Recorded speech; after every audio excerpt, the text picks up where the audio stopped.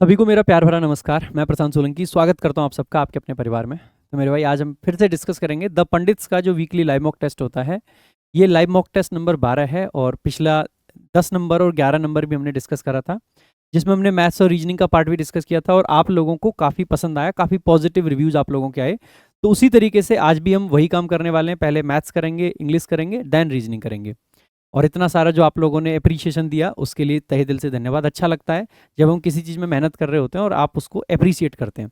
आज भी मैं एक बार फिर से आपको मतलब इस बात को रिटरेट करना चाहता हूँ कि ऐसा कुछ मेरा वो नहीं है कि मुझे बहुत ज़्यादा मैथ्स ही पढ़ाना है। मेरी एक ही अप्रोच रहती है मैथ्स को लेके कि भाई ये क्वेश्चन मेरे सामने है, पेपर का एक टाइमर मेरे सामने, मेरे को जितनी जल्दी हो सकता है इस क्वेश्चन का आंसर मार्क करना हो, यहाँ से भागना है मेरे को।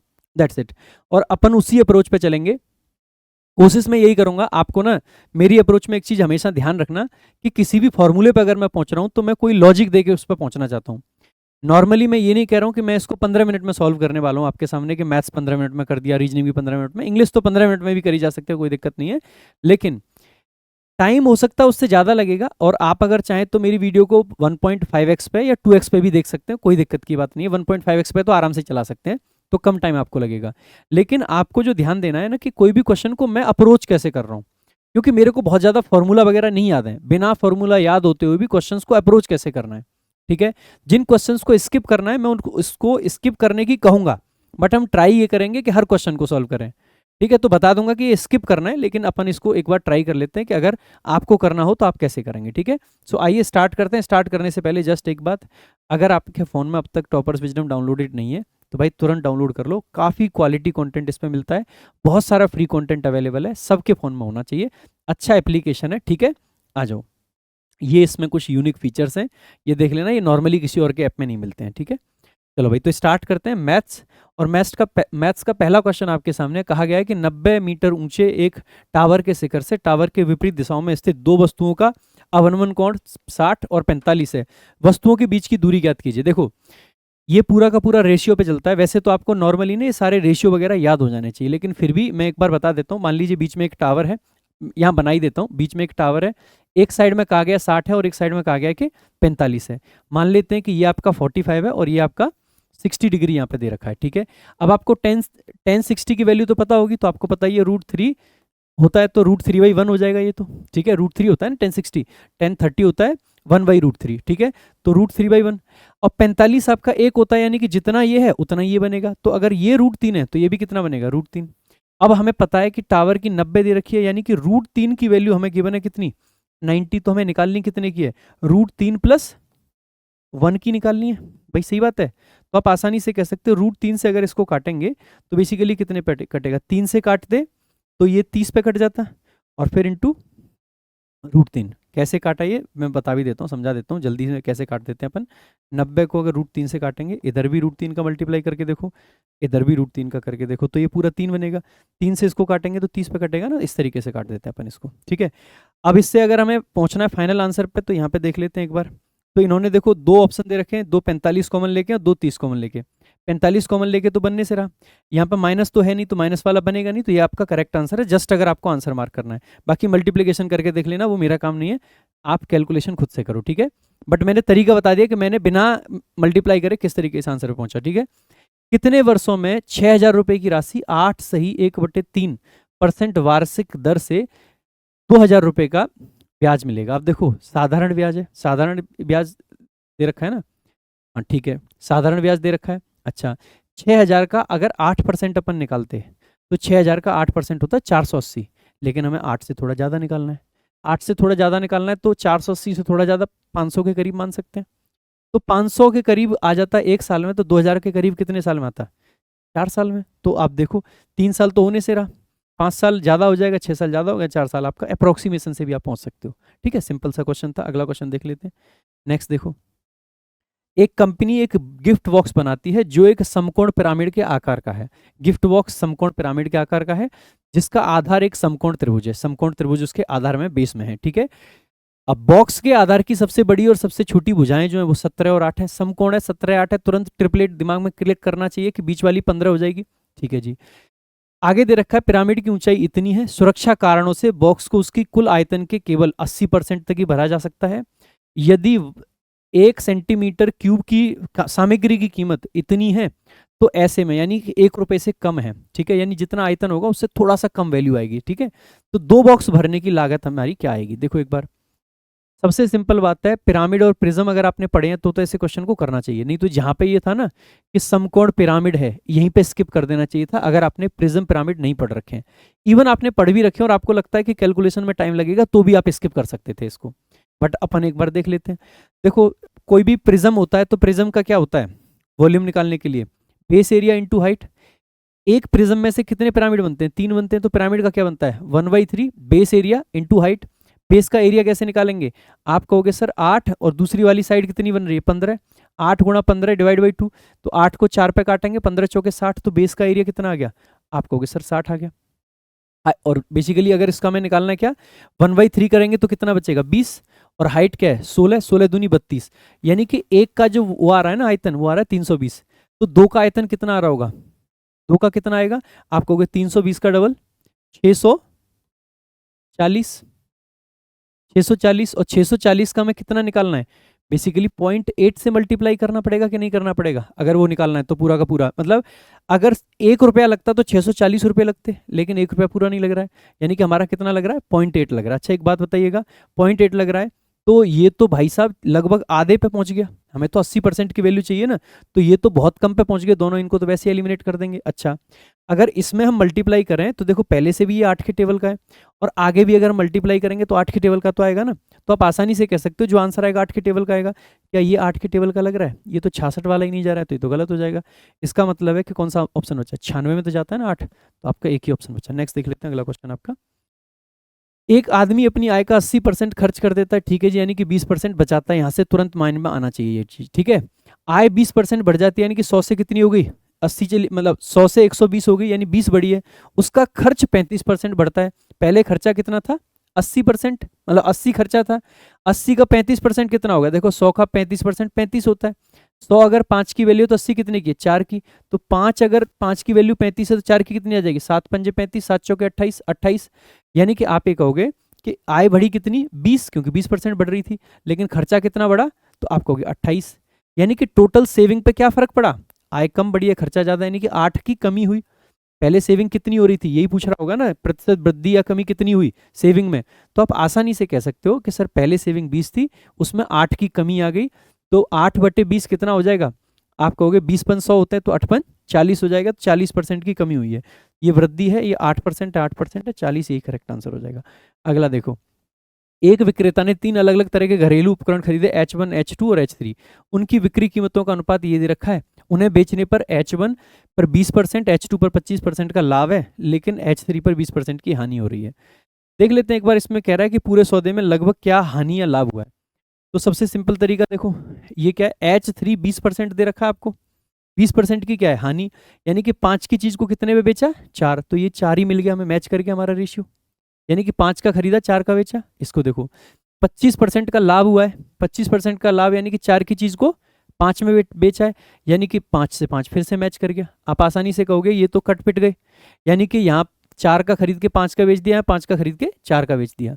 अगले वाले का दे रखा 20%, यानी कि 5 की चीज को 6, ये 6 मैच नहीं कर रही तो आधा है, यानी कि बेसिकली आप कह सकते हो ना कि 5 की चीज को 6 का बेचा, यानी कि 2.5 की चीज को 3 का बेचा, यही तो रेशियो चाहिए ना, मैं 3 पे पहुंचना है तो आप आसानी से कह सकते हो कितना फायदा हुआ है, आप कहोगे सर 0.5 का, 0.5 का फायदा हुआ है। भाई कितने पे 0.5 का फायदा हुआ है देख लेंगे एक बार, ये 5 था और ये 4 था, 5 और 4 9, और ये बेसिकली कितना है आपका 2.5 है, 9 और 2.5 बेसिकली कितना बनेगा 11.5, 11.5 का डबल कितना बनेगा आपका, बेसिकली 11.5 पे कितने का फायदा हो रहा है आपको, इतने का, तो 100 पे निकालना है आपको कितने का होगा, तो एक का फायदा कितने पे हो रहा है, आप कहोगे सर 23 पे एक का हो रहा है, तो 25 चौके 100 होते हैं, और ये 23 ही बन रहा है, इसका मतलब है कि थोड़ा सा 4 से ज्यादा होगा और 5 से कम होगा, 20/100 होते हैं, 25 चौके 100 होते हैं, 5 और 4 के बीच का लग रहा है, 5 और 4 के बीच का क्या है लाभ हो रहा है ना, लाभ, ये तो हानि लाभ कट गए थे, इस पर लाभ है, तो आप कहोगे सर हानि वाला खत्म, हानि वाला खत्म, ये तो 8 पॉइंट कुछ जा रहा है, एक ही ऑप्शन ये करेक्ट आंसर हो जाएगा। नेक्स्ट देख लेते हैं अगला। देखो ये रेखा दे रखी है, अगर देखो आपने कोऑर्डिनेट ज्योमेट्री पढ़ी है तो ठीक है, नहीं तो इसको तुरंत छोड़ सकते हो आप। वैसे ये सिंपल ही होता है, ये y का जो इक्वेशन होता है ये होता है ना y बराबर mx प्लस सी जो ये पूर्णांक ये होता है, अगर इसको y के फॉर्म में लाएंगे तो 7 इधर चला जाएगा, तो कुछ ऐसे लिखना पड़ेगा ना, मैं y बराबर 1/7 x प्लस सी। तो आप कह सकते हो ना m की वैल्यू कितनी है 1/7। और जब भी जैसे इसने दे रखा है ना कि परपेंडिकुलर है, परपेंडिकुलर लाइन दे रखी है, slope of the line perpendicular to 7y बराबर x+7। परपेंडिकुलर जब लाइन होती है तो m1 इंटू m2 बराबर 1 आता है। m1 की वैल्यू मतलब 1 नहीं, सॉरी -1 आता है। m1 की वैल्यू हमारे पास में है 1/7, तो अगर मैं यहाँ पे लिख देता हूँ 1/7, तो आप आसानी से कहोगे कि m2 बराबर कितना आ गया, 7 इधर चला जाएगा, तो -7 आपका करेक्ट आंसर हो जाएगा। अगर आपको आता था वेल एंड गुड, नहीं आता था छोड़ देना चाहिए, ऐसे क्वेश्चन में ज़्यादा नहीं फंसना चाहिए। अगला क्वेश्चन देख लेते हैं। एक राज्य की जनसंख्या प्रतिवर्ष 10% की वृद्धि होती है। सबसे पहले ध्यान रखेंगे जनसंख्या वृद्धि में हमें जो चक्रवृद्धि ब्याज होती है ना वो लगानी होती है, ठीक है। यदि वर्तमान जनसंख्या इतनी है तो 2 वर्ष पूर्व जनसंख्या कितनी थी, यानी कि पुरानी निकालनी है पहले की। 10% बढ़ा है तो इस साल 10%, अगले साल 10%, और 10 का भी बेसिकली 10% कितना होता है, 1 होता है। ट्री बना के देखा होगा ना, यहाँ 10, यहाँ 10, यहाँ 1, तो बेसिकली 10 10 21 हो जाता है टोटल। यानी कि कहीं ना कहीं ये कितने की वैल्यू है 121 की, तो हमें निकालनी कितने की 100 की। अब एक तो ये कि 121 से भाग दो, फटाफट से 100 की वैल्यू निकालो। दूसरा तरीका आपके पास में क्या हो सकता है कि भाई अप्रोक्सीमेशन से चले जाओ। अप्रोक्सीमेशन से अगर हमें जाना होगा, अच्छा एक इसमें ये भी कर सकते हो वैसे, 20 मतलब सीधा इसमें 12 से आप भाग दे दो तो भी आप आसानी से पहुंच जाओगे, ये भी एक अच्छा तरीका है। क्योंकि 121 लो ही मत, आप 120 ले लो, लगभग 12 से भाग दो, 100 से गुणा करो, मतलब 10 से गुणा करो, वही तो निकालना है। 12 से भाग दोगे तो 12 तिया 36, बचे 5, 12 चौके 48, यानी कि इतने के करीब कुछ आएगा। एक बार ऑप्शंस देख लो, ये नहीं बनेगा, ये बन सकता है, ये नहीं बनेगा, ये नहीं बनेगा, आंसर आ जाएगा आपका सिंपल, ठीक है। अप्रोक्सीमेशन से भी जाते हैं ना, तो आप ऐसे देख सकते थे कि अगर मैं 3 लाख मान लेता तो 3 लाख पे बेसिकली 20% कितना बनता, 60,000, तो 360 तक पहुंच पाता। अगर मैं 3.5 लाख मान लेता तो 3.5 लाख का 20% कितना बनता है, 70 बेसिकली बनता है। तो 3.5 + 70 420 पहुंच जाता, वो ज़्यादा हो जाता, यानी कि 3.5 से कम है और 3 से ज़्यादा है। 3 के बिल्कुल पास तो हो नहीं सकता है क्योंकि 360 काफ़ी कम पड़ रहा था, लेकिन 3.5 के बिल्कुल पास होगा, थोड़ा सा कम उससे, क्योंकि बेसिकली यहाँ पे 4/12 है और हमारा 4/20 जा रहा था, तो वो नज़दीक वाला है ना, तो आप कहते हैं कि ऐसे अप्रोक्सीमेशन से भी निकाल देते। बाकी जो मैंने बताया वो तरीका भी आपका एकदम फाइन है, पूरा मल्टीप्लाई नहीं करना है। और आपने खुद यहाँ पे क्वेश्चन में नोटिस किया हो, ये लगभग लिख रखा है ना, जब क्वेश्चन खुद ही कह रहा है कि अप्रोक्स निकाल लो, तो आप एग्जैक्ट में क्यों फंसे, ठीक है, एग्जैक्ट में इसीलिए नहीं फंसेंगे। देखो आगे, एक ट्रेन को एक प्लेटफॉर्म पार करने में 80 सेकंड लगते हैं। देखो जब भी ट्रेन प्लेटफॉर्म को पार करती है, लेट्स से कि ये प्लेटफॉर्म है, तो हमें ध्यान रखना चाहिए कि प्लेटफॉर्म को क्रॉस करेगी तो एक तो प्लेटफॉर्म की पूरी दूरी चली, प्लस में ट्रेन अपनी भी दूरी चलेगी, ठीक है। तो ये वाली पॉइंट, जिसकी लंबाई ट्रेन की लंबाई से 50% ज़्यादा, यानी कि ट्रेन की लंबाई 2 है तो प्लेटफॉर्म की कितनी आ जाएगी, आप कहोगे सर 3 आ जाएगी, तो ट्रेन और प्लेटफॉर्म हमने ले लिया, ठीक है। तो बेसिकली 50% ज़्यादा का तो ये मतलब होता है ना 2 से 3 आ जाएगी।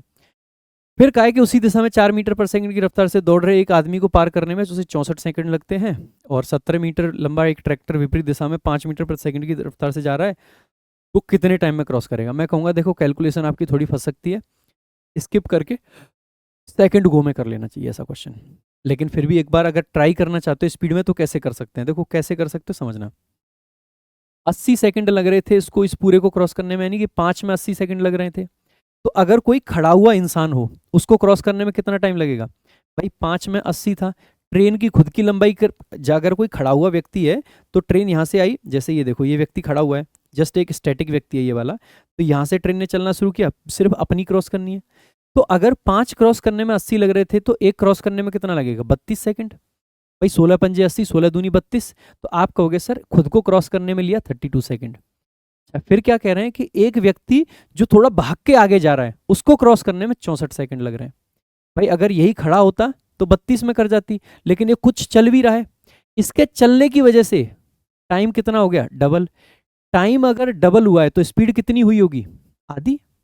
भाई स्पीड और टाइम एक दूसरे के इनवर्सली प्रोपोर्शनल होंगे ना, जितना टाइम बढ़ता जाएगा स्पीड उतनी कम होती जाएगी, तो टाइम डबल हो गया, 32 की जगह पे 64 लग रहा है, तो स्पीड आधी हुई होगी। आधी क्यों हुई है, क्योंकि जब हम रिलेटिव स्पीड निकालेंगे, जब एक साइड में चलते हैं तो रिलेटिव स्पीड के लिए घटाते हैं, और जब अपोजिट साइड में चलते हैं तो रिलेटिव स्पीड के लिए जोड़ते हैं। क्योंकि देखो 100 मीटर का गैप है, एक 5 से चल रहा है, एक 5 से चल रहा है, तो दोनों बेसिकली क्या है, हर सेकंड में बेसिकली 10 कवर कर रहे हैं, 5 है 5 है, तो जब विपरीत चल रहे हैं तो जोड़ते हैं, और जब एक ही डायरेक्शन में चलते हैं ना तो घटाते हैं। अब घटाएंगे तो 4 घटाने पे स्पीड आधी हो रही है, तो ट्रेन की कितनी रही होगी, 8 रही होगी। तो अगर ट्रेन की दूरी निकालना चाहें, मतलब पूरी लंबाई निकालना चाहें, तो 32 गुणा 8 ट्रेन की लंबाई आ जाएगी कि नहीं आ जाएगी। तो 32 गुणा 8 आपको करना है, इधर से मैं 16 दे दूं, मतलब 2 दे दूं इधर, तो ये भी 16 हो गया, ये भी 16 हो गया। 16 का स्क्वायर कितना होता है, 256। तो 256 आपकी आएगी ट्रेन की। अब क्या क्वेश्चन सॉल्व हो गया। 17 इसमें जोड़ देंगे, 256 प्लस 17 273 आ जाएगा, और 273 और 5 उसकी दिशा है और अपोजिट जा रहे हैं, तो 8 उसकी और 5 उसकी, तो बेसिकली कितना बना, 8 5 13, 13 से इसमें डिवाइड करेंगे तो बेसिकली कितना आ रहा था, 273 निकाला था ना हमने, 273। तो आप आसानी से कह सकते हो 13 दूनी 26 और 13 एकम 13, यानी कि 21 सेकंड आपका करेक्ट आंसर आ जाएगा। कैलकुलेट आपको थोड़ा बहुत करना पड़ेगा, उसके अलावा क्वेश्चन का लॉजिक जो है ना वो बड़ा स्ट्रांग है। लेकिन देखो मैंने कोई फॉर्मूला लगाया, मैं यही बताना चाह रहा हूँ आपको, क्या मैंने कोई फॉर्मूला लगाया, नहीं, जस्ट जो क्वेश्चन के अंदर लिखा हुआ है मैंने उसको पढ़ा है और उसको कैलकुलेट करा है। Arithmetic is all about your calculation part, और कैलकुलेशन अगर दिमाग में करना सीख जाओ तो ये क्वेश्चन आपको लगेंगे बच्चों वाले। देखो आगे, दो समरूप त्रिभुजों में संगत ऊंचाइयों का अनुपात है। समरूप त्रिभुज है यानी कि सिमिलर है, सिमिलर में ऊंचाइयों का अनुपात दे रखा है। सिंपल सी बात है, जब भी दो चीजें सिमिलर होती हैं तो जो साइड है, अगर हम साइड से एरिया पे जाएंगे तो स्क्वायर करेंगे, और साइड से अगर हम वॉल्यूम पे जाते हैं तो बेसिकली क्यूब करते हैं। तो एरिया पे जाएंगे तो स्क्वायर करेंगे, 12 का स्क्वायर कितना होता है, आप कहोगे सर 144 होता है, और 19 का स्क्वायर कितना होता है, आप कहोगे सर 361 होता है। ये करेक्ट आंसर हो जाएगा, सिंपल सी बात है। आगे देख लेते हैं। 200 मीटर की दौड़ में दीपक 5 मीटर प्रति सेकंड की गति से दौड़ता है। 200 मीटर में 5 मीटर पर सेकंड दौड़ रहा है, तो कितना टाइम लगेगा, 40 सेकंड लगे। ठीक है, आगे, यदि वह कुणाल को 17 मीटर की बढ़त देता है, 17 मीटर की बढ़त देती, ठीक है जी, यानी कि कुणाल को दौड़ना पड़ेगा कितना, 183। 17 मीटर उसको आगे खड़ा करा है, 17 मीटर दौड़ना ही नहीं है, और फिर भी उसे 21 सेकंड से हरा देता है। 21 सेकंड से हराया, यानी कि आप आसानी से कह सकते हो ये अगर 40 में गया था, 40 गुणा 5 200 होते हैं ना, तो कुणाल कितने में गया, 21 में, और 21 सेकंड में भी पूरा नहीं गया, 183 गया। 60 गुणा 3 180 होते हैं, तो 61 गुणा 3 183, यानी कि 3 से सीधा मैच कर रहा है, यही करेक्ट आंसर हो जाएगा भाई। देखो अगला, 6 संख्याओं का औसत 95 है। जब एक संख्या x को हटा दिया जाता है तो औसत 91 हो जाता है। x का मान क्या होगा भाई, 6 सारी की सारी मान लेते हैं 95 है। जब एक को हटा रहे हैं तो वो अपना 95 तो उसने हटा ही लिया, लेकिन उसने बाकी सबसे भी 4 ले लिया। 95 से 91 आया ना, सबसे 4 ले लिया, बाकी कितनी बची, खुद तो हट गई, बाकी की बची 5। 5 से 4 लेगा तो टोटल कितना लिया, 5 के 20, अपना 95 और बाकी का 20, तो खुद कितनी होगी, आप कहोगे 95 और 20 115 आपका करेक्ट आंसर हो जाएगा। अगला क्वेश्चन देख लेते हैं। नेक्स्ट आपका क्वेश्चन क्या है, अभी देखो इसको सॉल्व करना है। अब आपको पता होना चाहिए, देखो अगर आपको ये एलजेब्रा वाली चीज़ें आती हैं, पहले से पता है तो वेल एंड गुड, अगर नहीं पता है आपको तो फिर भाई कुछ नहीं है, फिर तो सिंपल सी बात है कि छोड़ दीजिए। अगर पता है तो कैसे करते हैं, देखो जब मैं इसी वाली संख्या को, देखो ये 10 है और ये आपका 3 है, मतलब ये √10 है और ये 3 है, जब इन दोनों का स्क्वायर हम करेंगे तो बेसिकली ये 10 बनेगा और ये 9 बनेगा। 10 में से 9 गए तो 1 आ जाएगा। ऐसे ही अगर या तो मैं ऊपर 1 बना सकता हूँ या नीचे 1 बना सकता हूँ। ऊपर 1 बनाना होगा तो √10 - 3 से ऊपर भी गुणा करो नीचे भी करो, तो ऊपर 1 बन जाएगा।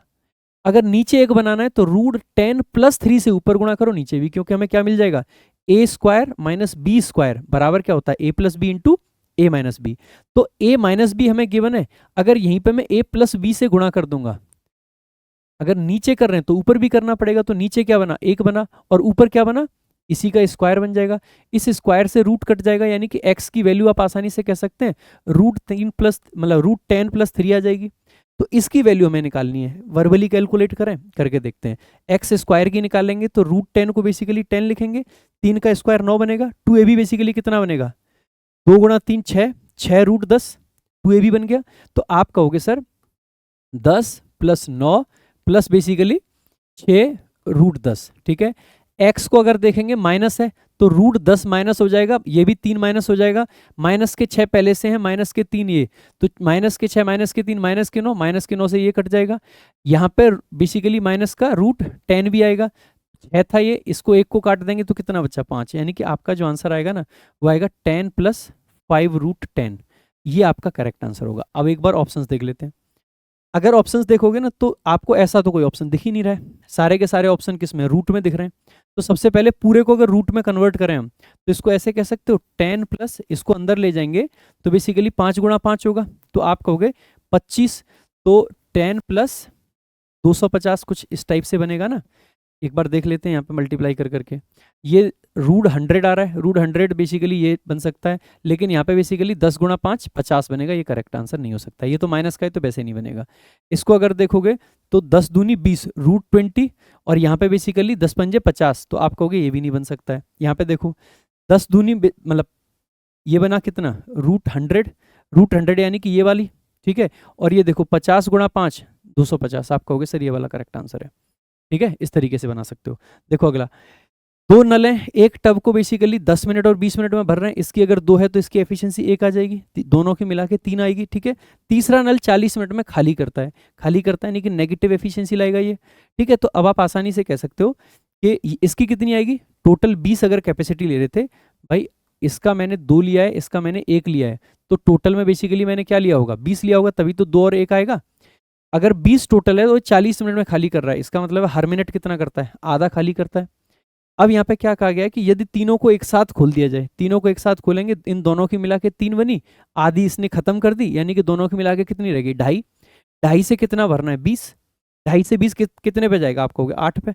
8 दूनी 16, 16 और 4 20, यानी कि उसका आधा है ना। देखो अगला, एक समकोण त्रिभुज के अंदर एक वृत्त बना हुआ है, यदि अंदर का वृत्त है यानी कि इन सर्कल हो गया।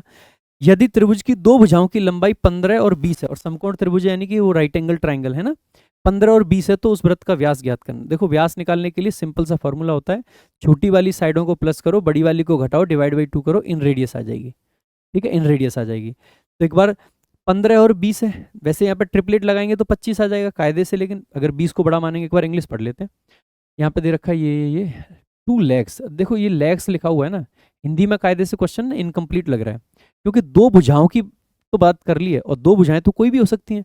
हो सकता है कि इसमें से मैं इसको कर्ण मान लेता, इसको हाइपोटेनस मान लेता। मैं अगर इसको हाइपोटेनस मान लेता तो ये सेंटेंस मतलब ये क्वेश्चन जो है पूरे तरीके से बन नहीं पाता, लेकिन क्योंकि इंग्लिश में ना लेग्स लिखा हुआ है, और लेग्स हमेशा ये होती हैं भाई, यहाँ पे 90 डिग्री बनता है ना, ये लेग्स हैं, कभी भी आप इस वाली को लेग नहीं कहोगे। इसका मतलब है इंग्लिश के हिसाब से क्वेश्चन आपका करेक्ट है, हिंदी में थोड़ी सी दिक्कत आप कह सकते हो इस क्वेश्चन में, ठीक है। तो देखो, तो आप आसानी से कह सकते हो कि ये 15 है, ये 20 है, 3 4 5 वो ट्रिपलेट होता है ना आपका 3 4 5 का, तो 15 20 25। अगर हम इस फॉर्मूले पे जाएं और लगाएं तो 15 और 20 35, 35 में से बेसिकली 25 गए तो 10, 10 बटे 2 बेसिकली कितना आ गया, 5 आपकी इन रेडियस आ गया। मैं पूछा क्या है, व्यास पूछा है, यानी कि बेसिकली हमें डायमीटर पूछा है। डायमीटर क्या होता है, 2r होता है, तो बेसिकली 10 आंसर हो जाएगा, 5 दूनी 10 करेक्ट आंसर। नेक्स्ट देखो अगला, अगला आपका वह सबसे छोटी पूर्ण वर्ग संख्या जो इन सबसे पूरी तरह विभाजित हो। देखो सबसे पहले संख्या का पूर्ण वर्ग होना जरूरी है, सारी की सारी पूर्ण वर्ग दिख रही है, 64 भी है, ये भी है, 36 भी, सारे हैं, ठीक है। अब हमें देखना है जो सबसे छोटी हो इनमें से, पहली बात तो, और सबसे विभाजित भी हो। अब देखो यहाँ पे मुझे दिख रहा है कि ये 3 के टेबल का बनता है, 5 के तो सारे बन ही रहे हैं, और 2 के भी सारे बनेंगे, तो 3 का टेबल हेल्प कर सकता है। क्या ये 3 के टेबल का है, नहीं है। क्या ये 3 के टेबल का बन सकता है, ये भी बन सकता है, ये भी बन सकता है, आपका मतलब ये नहीं बन सकता है, तो 2 ऑप्शन आपके एलिमिनेट हो गए। इन दोनों में अगर मैं देखूं क्या सारों से भाग जा सकता है, 8, देखो 4 से तो ऑब्वियस सी बात है, पीछे डबल जीरो दिख रही है तो चला ही जाएगा। 8 से जा पाएगा, आपको 36 में भी तो जाता है, इसका मतलब है 36 में भी तो 4 का जाता है, तो 8 से तो मिनिमम जा ही रहा है, तो इसका मतलब 8 से भी जा रहा है, 5 से जा रहा है, 5 से भी जा रहा है, इसका मतलब यही बन जाएगा। ये भी पॉसिबल है, लेकिन ये बड़ी संख्या है, हमें क्या पूछिए, सबसे छोटी संख्या, सबसे छोटी पूर्ण वर्ग संख्या। करेक्ट आंसर आ जाएगा आपका सी ऑप्शन। नेक्स्ट देखो अगला क्वेश्चन आपका, सरल करना है, इसको करके देखें, दोनों ब्रैकेट को अलग अलग सॉल्व करना है, तो पहले आगे वाले को सॉल्व कर लेते हैं। 850 में से 725 आपको जाने हैं, तो 125 बचते हैं। 125 का 0.4 से गुणा करना है, तो हम देखेंगे 125 गुणा 4, 25 चौके 100, 100 गुणा 4 400, यानी कि 500 बना। 500 में से एक क्योंकि पॉइंट था तो एक जीरो हट गई, तो 50 आ गया, तो यानी कि इस पूरे की वैल्यू 50 है।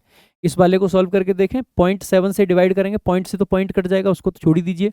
7 से डिवाइड करेंगे तो 7 एकम 7 बचा 5, 52 बना, 7 7 49, तो 1 7 बेसिकली बचा कितना, 3 7 पंजे 35, 175 यहाँ से और 50 यहाँ से, यानी कि कितना बन जाएगा, 225 आपका करेक्ट आंसर है।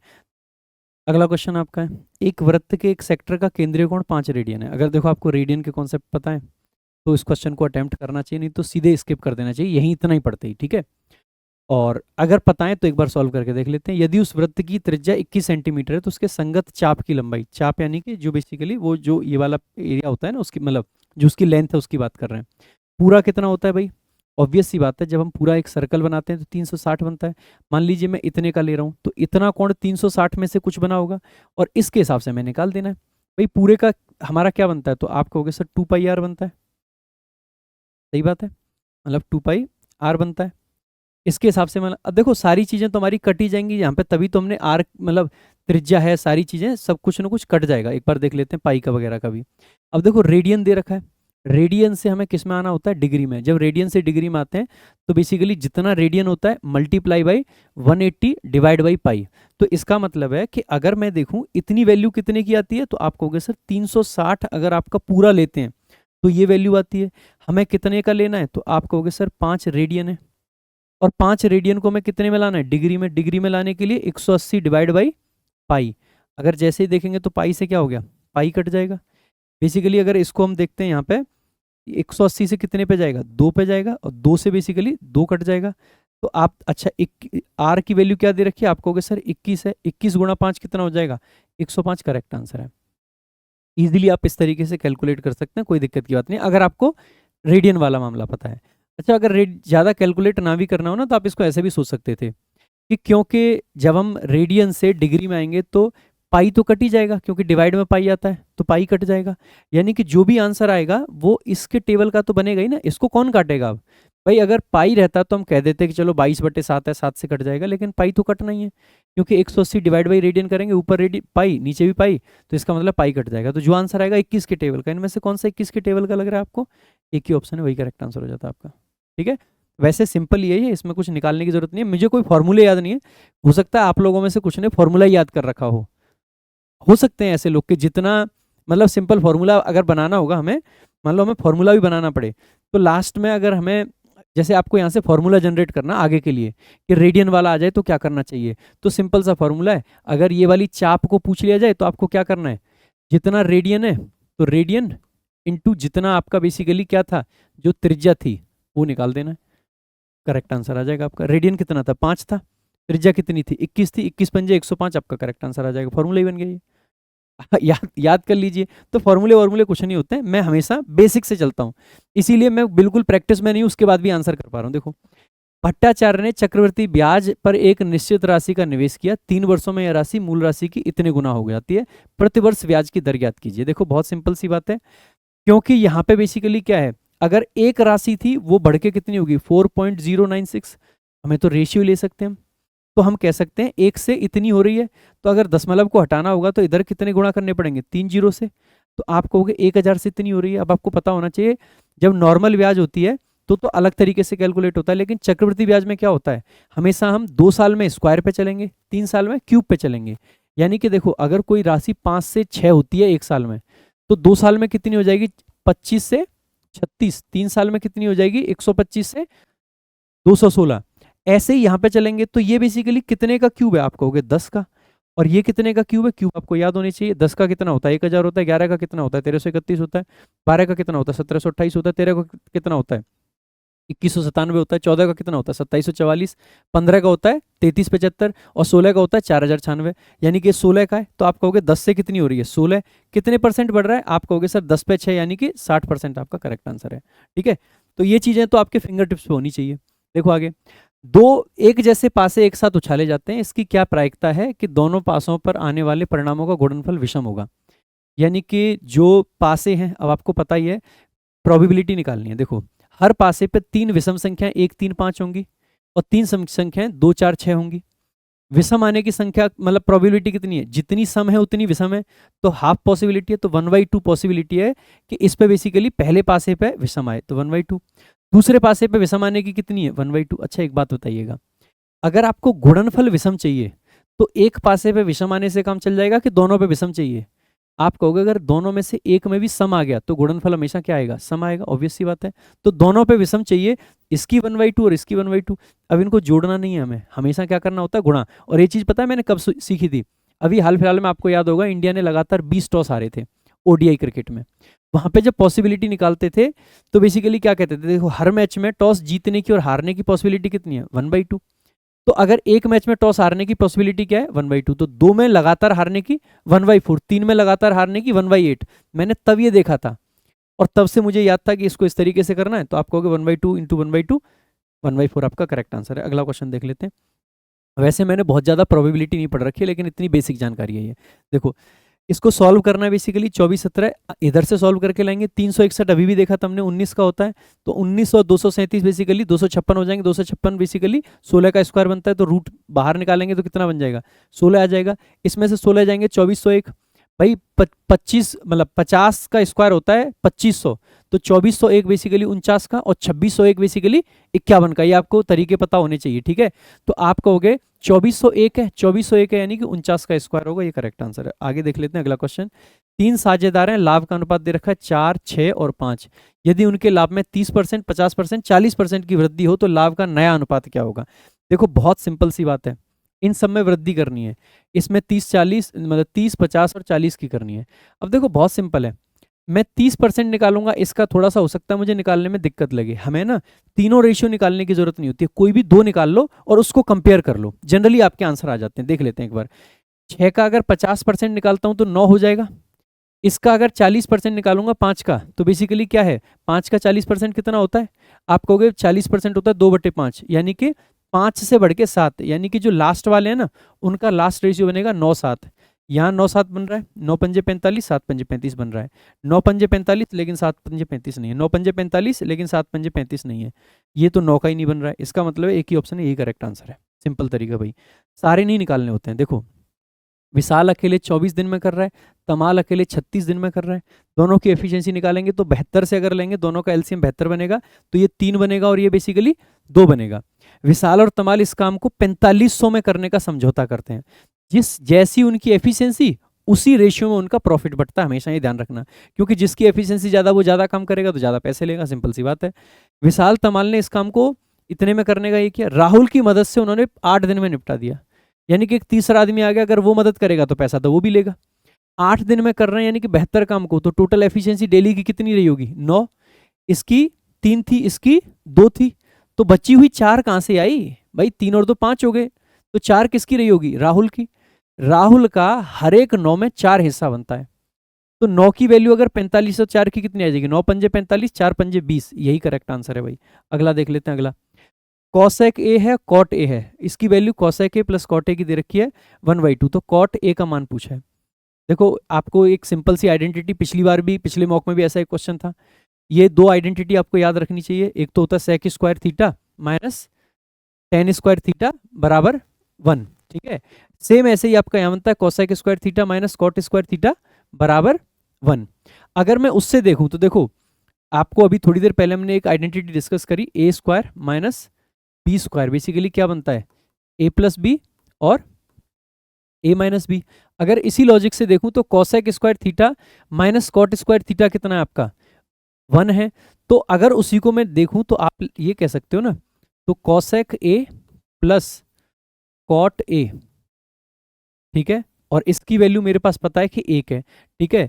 और इनटू में क्या आएगा, इनके माइनस वाला जाएगा। देखो, cosec A plus cot A, मैं पूरा ही लिख देता हूँ यहाँ पे, कुछ बच्चे अगर ना समझ पाते हो, नहीं तो फिर ये कहेंगे कि मास्टर साहब आंसर रट के आ जाते हैं और फिर हमें यहाँ पे पागल बनाते हैं, ठीक है। एक तो ये वैल्यू आएगी, इसको मल्टीप्लाई करना है कितने से, तो आप पाओगे cosec A minus cot A बराबर कितना बनेगा, तो आप कहोगे बराबर 1। इसकी वैल्यू मेरे पास में है, कितनी है, तो आप कहोगे सर इसकी वैल्यू 1/2 है, तो यहाँ पे 1/2 रख दूँ। तो ये बेसिकली 2 कहाँ चला जाएगा, इधर जाएगा तो मल्टीप्लाई हो जाएगा, तो ये 2 बना। तो आप कह सकते हैं ना cosec A minus cot A बराबर कितना आ गया, 2। अब मैं cosec A plus cot A भी है, cosec A minus cot A भी है, अगर दोनों में से मुझे क्या निकालना है, कॉट निकालना है। अगर मैं इन दोनों को जोड़ दूंगा तो ये कॉट तो कट जाएगा, तो क्या करूं कि इसको बेसिकली कॉट ना कटे, कोसेक कट जाए, इसको माइनस कर देता हूं, इसको प्लस कर देता हूं, इसको माइनस कर देता हूं, चिन्ह बदल देते हैं। ये तो कर ही सकते हैं, घटा रहे हैं हम इसको, पूरे इक्वेशन को। अगर इस इक्वेशन को घटाएंगे तो देखो कॉसेक से कॉसेक कट जाएगा, कॉट बेसिकली एक ये और एक ये 2 हो जाएंगे, ये माइनस का है और ये प्लस का है, तो बेसिकली माइनस के 2 में से प्लस का 1/2 बेसिकली घटाना एक तरीके से, तो क्या बचेगा, माइनस का 3/4। तो आप कह सकते हो कि सर 2 कॉट ए बराबर माइनस का 3/2, नॉट 3/4, 1/2 हटा रहे हैं हम, 3/2। अब क्योंकि 2 यहाँ पे भी है तो आप आसानी से कह सकते हो यहाँ पे 3/4 हो जाएगा। तो कौन सा आंसर हो जाएगा, ये वाला। देख लो अगला, 60% दूध का घोल है, 87% दूध का घोल है, इसको किस अनुपात में मिलाएं ताकि 73% वाला घोल प्राप्त हो। देखो जब भी दो चीजों को मिलाते हैं, इसके लिए आप याद भी रख सकते हो, जनरली मैं कहता नहीं हूं कुछ याद रखने की। जब भी दो चीजों को मिला रहे हैं और एक तीसरी चीज बन रही है और पूछा जाए कि क्या रेशियो है, सिंपल है कि भैया आपको एलिगेशन लगा देना है, एलिगेशन लगाएंगे, ये मिलाया और इसको बीच में 73 को रख लेंगे। अब 60, देखो ये एक कम होता है, एक इससे बड़ा होता है और बीच में बेसिकली बीच वाली वैल्यू आती है 73 वाली। अगर यहाँ से घटाएंगे तो कितना बनेगा 14, अगर यहाँ से देखेंगे तो कितना बनेगा 13। तो आप 14-13 वाला जो आंसर है वो मार्क कर देंगे। बहुत सिंपल है, आप इसको बिना सोचे समझे कैसे भी कर सकते थे। ठीक है, देखो एक गोले को एक बेलन के अंदर इस तरह रखा गया है कि बेलन की ऊंचाई और व्यास दोनों ही गोले के व्यास के बराबर हैं। यदि गोले का आयतन इतना है तो बेलन के अंदर की खाली जगह, देखो आप ऐसे क्वेश्चन को अगर आपको पता है कुछ प्रॉपर्टीज वगैरह तो रुकिए, नहीं तो स्किप करो और तुरंत आगे भाग जाओ। इनको देखने की सोचने की जरूरत भी नहीं पड़ेगी अगर आप बेसिकली तुरंत आगे भागने की सोच रहे हो। देखो लेकिन अपन को सारे क्वेश्चन एक बार देखने हैं तो देख लेते हैं। भाई गोले का बेसिकली इसमें कहा गया है कि देखो एक बड़ा सा ये बेलन टाइप की कोई चीज है, इसके अंदर एक बेसिकली बड़ा सा गोला रखा गया है। कहा यह है कि ये जो गोला है, गोले मतलब बेलन की ऊंचाई और व्यास दोनों ही गोले के व्यास के बराबर है। यानी कि आप ये कहोगे कि ये और ये बराबर हो गए, और इसका मतलब है कि ये जो बेलन है ना ये चौकोर है इस तरीके का, ये मतलब गोला इस तरीके से आए।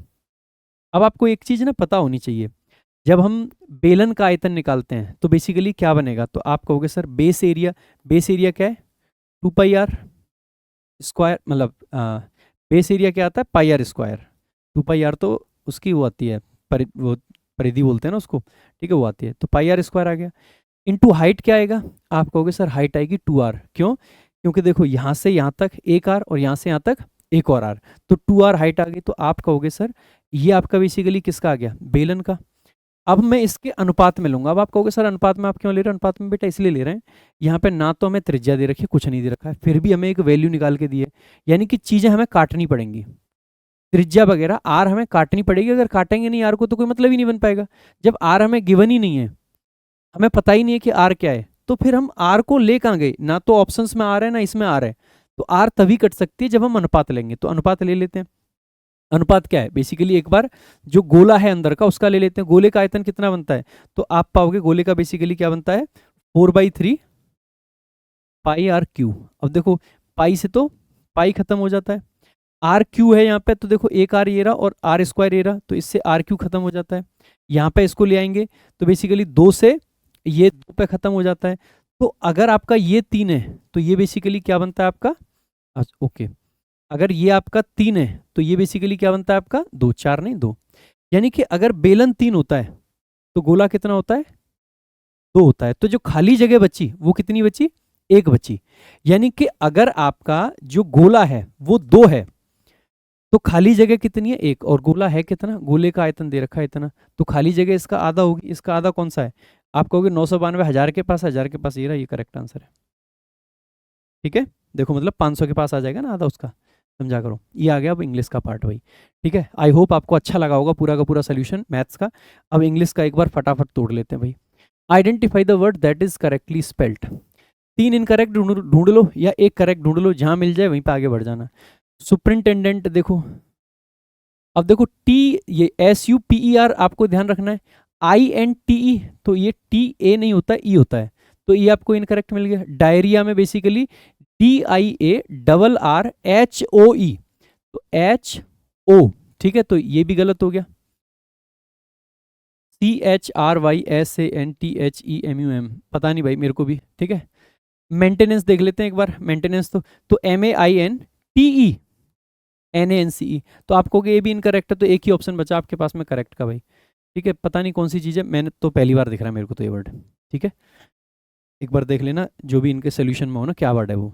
देखो urban tourist are increasingly drawn to the rustic. अब देखो सिनोनिम एंटोनिम में ना पूरा सेंटेंस पढ़ने की जरूरत नहीं है। रस्टिक का मतलब क्या होता है, गांव का देसी आदमी, देसी आदमी गांव का है ना। मोरोज बेसिकली सलन ग्लूमी, ये तो जो सैडनेस होता है ना उसको दिखाता नहीं बनेगा। एरिड भी नहीं बनेगा, ठीक है, ड्राई वाला वो तो बेसिकली दुख दर्द होता है।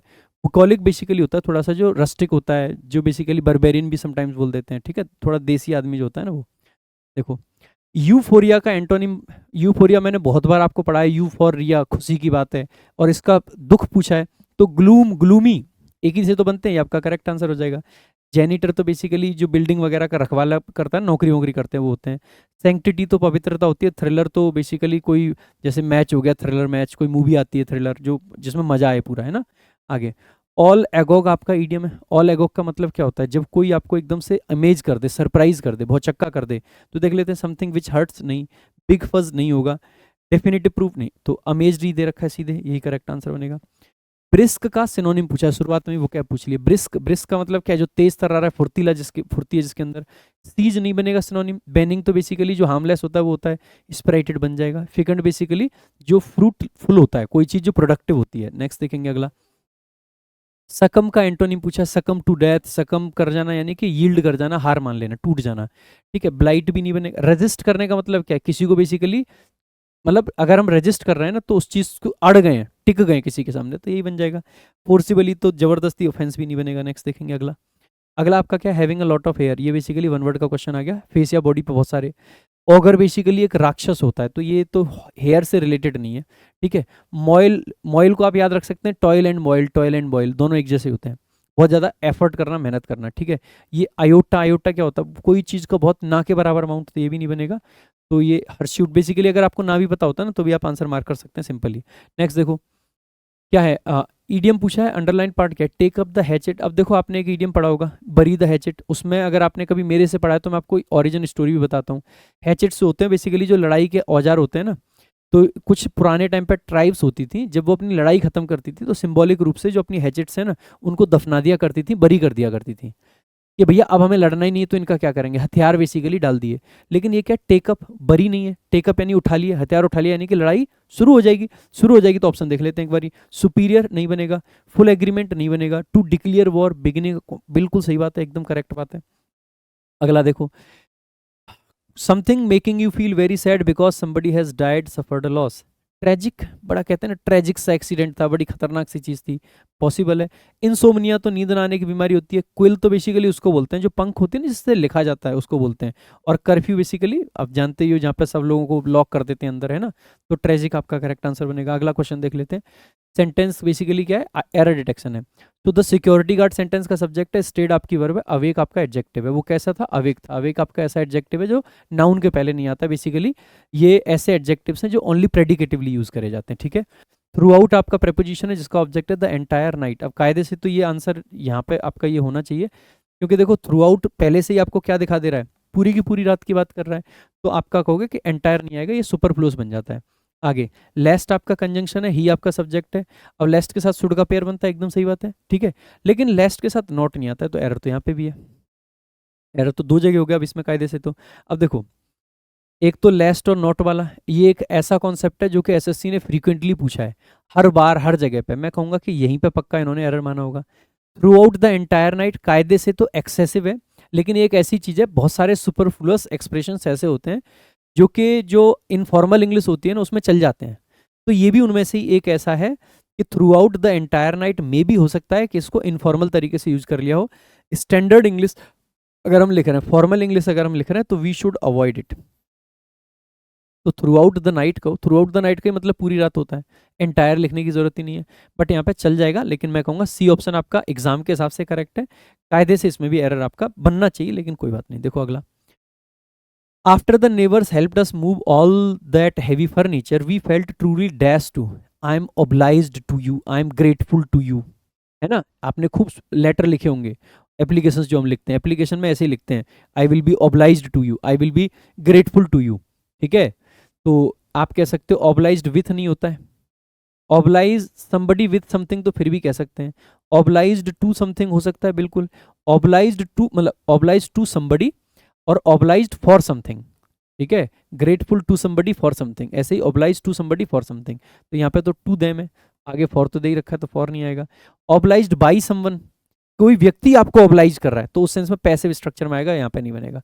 आप कहोगे सर टू वाला जो आंसर है ना करेक्ट बन जाएगा। देखो अगला, ये नो इम्प्रूवमेंट इम्प्रूवमेंट का क्वेश्चन है ना। The manager realised that, manager ने ये रियलाइज करा that the extra meetings were superfluous.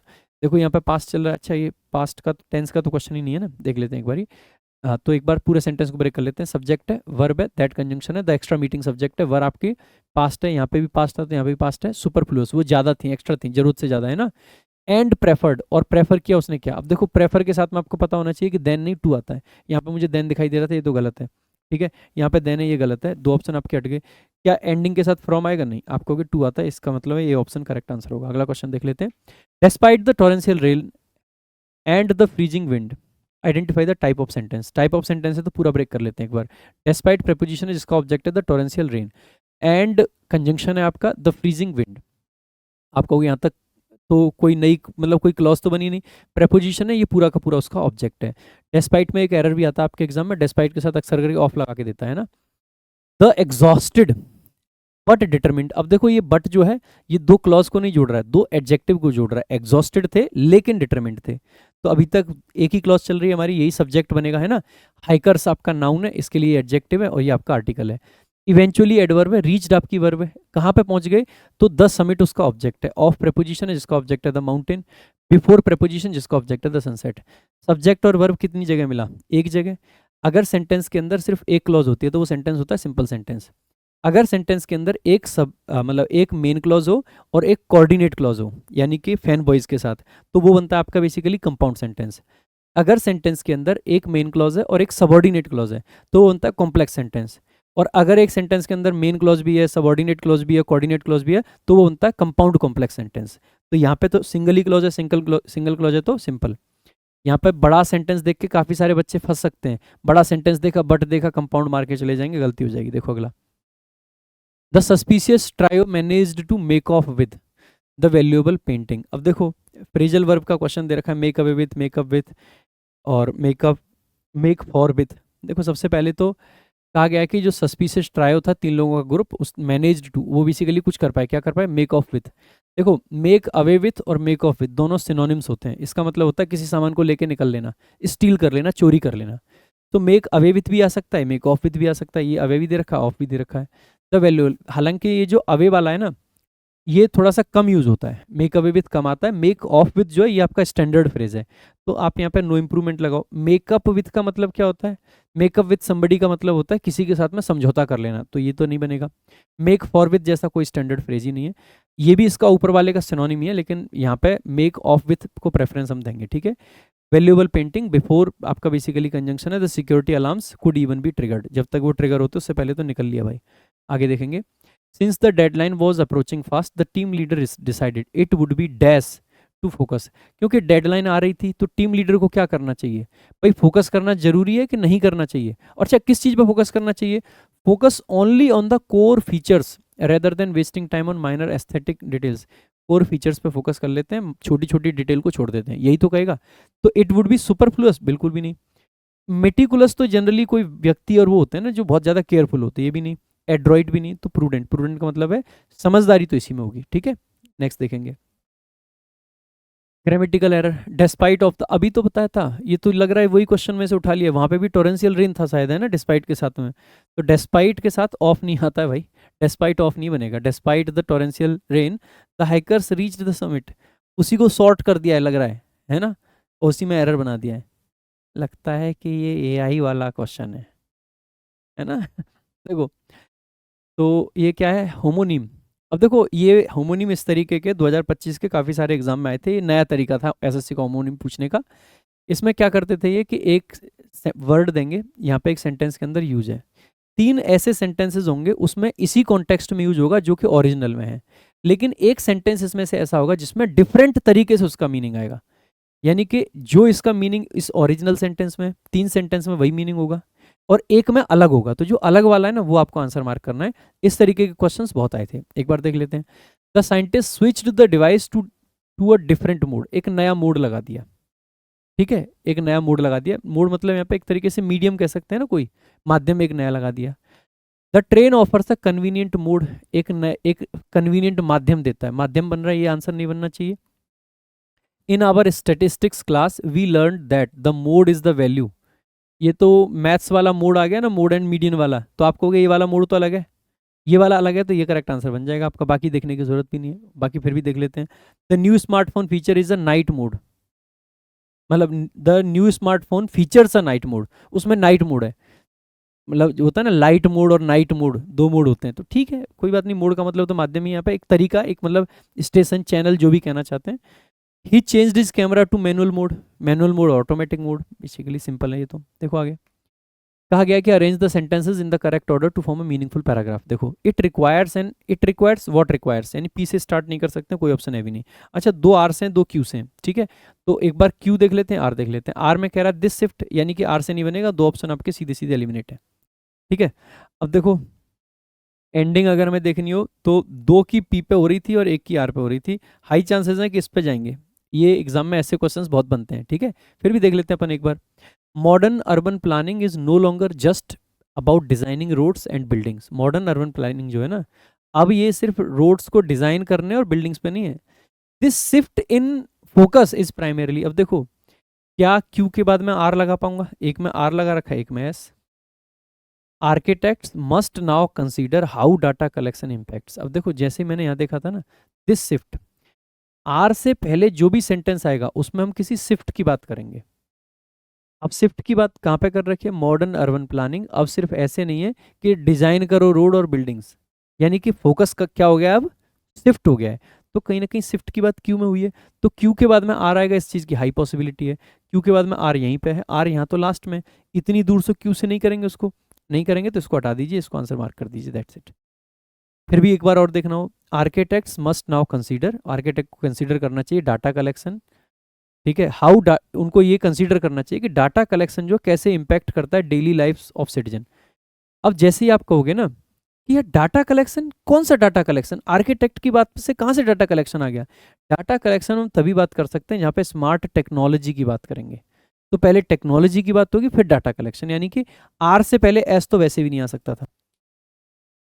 देखो आगे, Dev had the mechanic repair his car, voice का क्वेश्चन है।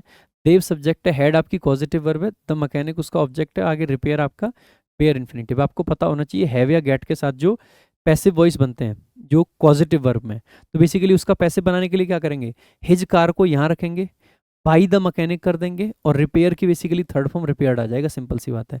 Dev had his car repaired by the mechanic, very much possible. Dev's car was had तो कुछ नहीं होता है, वॉज हैड कुछ नहीं होता है। Dev had his car, being हमें लगाने की जरूरत नहीं होती है, सिंपल वर्ब की थर्ड फॉर्म लगा देते हैं, ठीक है। तो ए ऑप्शन। नेक्स्ट देखेंगे अगला क्वेश्चन आपका, Pradyuman said to his friend let's go for a walk in the park. प्रद्युमन ने कहा कि चलो पार्क में चलते हैं वॉक के लिए। Pradyuman told his friends that they should go for a walk, told नहीं कहा भाई, कहा नहीं है, उसने प्रपोज करा है, उसने सजेशन दिया है। तो या तो प्रपोजल आ सकता है या सजेशन आ सकता है, तो टोल्ड को हटा दीजिए। सजेस्टेड है, सजेस्टेड है, सजेस्टेड हिज फ्रेंड्स नहीं होते हैं, प्रपोज हिज फ्रेंड्स नहीं होगा, suggested to his friend, proposed to his friend, तो suggested to his friends. Suggest के साथ ध्यान रखना है इन्फिनेटिव कभी नहीं आता, दैट क्लॉज आती है, और सजेस्ट के साथ अगर दैट क्लॉज है तो यहाँ पे प्रेजेंट सब्जेक्टिव मूड आता है, इसका मतलब है कि शुड आ जाएगा और वर्ब की फर्स्ट फॉर्म आ जाएगी। सब सही लग रहा है भैया। लेट सा अस को बेसिकली किसके हिसाब से चेंज करेंगे, फर्स्ट पर्सन है और ये भी शामिल है, फ्रेंड्स भी, तो इसका मतलब है कि दे बना देंगे, तो दे बना रखा, कोई दिक्कत नहीं है, बाकी सब सही है। तो बी ऑप्शन आपका करेक्ट आंसर होगा। अगला क्वेश्चन देख लेते हैं, आगे है आपका बेसिकली क्लोज टेस्ट। तो now let's look at cloze test. To view memory simply as a digital archive is to misunderstand its dash nature. अगर आप मेमोरी को सिर्फ एक डिजिटल आर्काइव समझ रहे हो तो ये बेसिकली मिसअंडरस्टैंड करना है इसका डैश नेचर। कैसा नेचर, मेमोरी कोई डिजिटल आर्काइव नहीं है, उसके अंदर बहुत कुछ और है, फिर भी लीनियर, जनरेटिव, मैकेनिकल और फॉसिलाइज्ड। देख लेते हैं एक बार आगे का सेंटेंस पढ़ के। अनलाइक अ हार्ड ड्राइव, एक हार्ड ड्राइव से अलग, human recall is not a static retrieval. अच्छा, यहाँ पे हम अपनी मेमोरी की बात कर रहे हैं, कंप्यूटर वगैरह की मेमोरी की नहीं, कि ह्यूमन रिकॉल जो है ना वो एक स्टैटिक रिट्रीवल है of data but a constant dash of the past. तो इसका मतलब है ह्यूमन मेमोरी है तो ये कभी भी लीनियर नहीं हो सकती है, आप इसको लीनियर नहीं समझेंगे, आप इसको मैकेनिकल भी नहीं समझेंगे, और ये फॉसिलाइज तो बिल्कुल नहीं है। ये क्या, जनरेटिव। ये मेमोरी बेसिकली नई नई चीज़ें जनरेट करती है, इसका नेचर ऐसा, ये बदलती है, चेंज होती है, ये स्टैटिक नहीं है कि जो आपने डाला वो है, जो इनपुट आपने दिया उस इनपुट को भी बेसिकली प्रोसेस करके कुछ और बनाएगी, ठीक है। ह्यूमन मेमोरी है क्योंकि भूलती भी है चीज़ों को और बेसिकली नई नई चीज़ें सीखती भी है, तो ह्यूमन मेमोरी का काम ही है। So but a constant dash of past, ये ह्यूमन मेमोरी पास्ट का क्या है, ह्यूमन रिकॉल जो है वो सिर्फ एक स्टैटिक रिट्रीवल नहीं है, जैसे सिस्टम में क्या है, जो आपने डाला है वो सर्च करोगे तो एग्जैक्ट मिलेगा, लेकिन ह्यूमन की मेमोरी क्या है, क्या ये डुप्लीकेशन ऑफ पास्ट है, क्या पास्ट की चीज़ों को कॉपी पेस्ट ही करना है, डुप्लीकेशन नहीं है। क्या ये प्रिजर्वेशन ऑफ पास्ट है? क्या सिर्फ पास्ट की चीजों को प्रिजर्व करके रखना है रिकॉल करने में? री इमेजिनिंग, इट इज द री imagining of the past, very much possible. Validation है, ये बेसिकली री इमेजिनिंग आपका बेस्ट ऑप्शन बनेगा।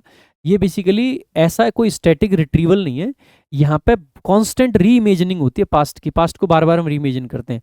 Each time we revisit a moment, देखो यहाँ से और आपकी मोहर लग जाती है कि पक्का री इमेजिन कर रहे हैं, क्योंकि जब जब हम रीविजिट कर रहे हैं यानी कि उसको री इमेजिन कर रहे हैं। Each time we revisit a moment we are not merely viewing a record, हम सिर्फ एक रिकॉर्ड को नहीं देखते हैं, we are rewriting it, हम इसको री राइट करते हैं through the lens of our current emotions. और किस चीज से रीराइट करते हैं? जो करंट में हमारे इमोशंस है ना, उसके हिसाब से हम उस मेमोरी को बदलते हैं। मैंने कहा है ना कि उस मेमोरी के अंदर काबिलियत है कि वो खुद से चीजें जनरेट करे, वो कंप्यूटर की मेमोरी नहीं है। आगे, in a culture obsessed with data dash the ephemeral quality of personal history often feels like a flaw. एक ऐसा कल्चर जिसमें जो कि ऑब्सेस्ड आज डाटा से, डाटा की क्या चीज भाई, डाटा कैसा है? स्कार्सिटी है डाटा की?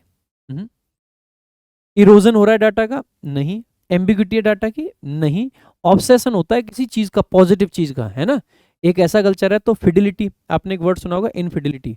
इनफिडिलिटी का मतलब होता है जो बेसिकली शादीशुदा आदमी अगर किसी और के साथ संबंध बनाता है तो वो इनफिडिलिटी की स्टेट में है, धोखेबाजी, सिंपल शब्दों में कहें तो। फिडिलिटी क्या हो जाएगा? फेथफुलनेस।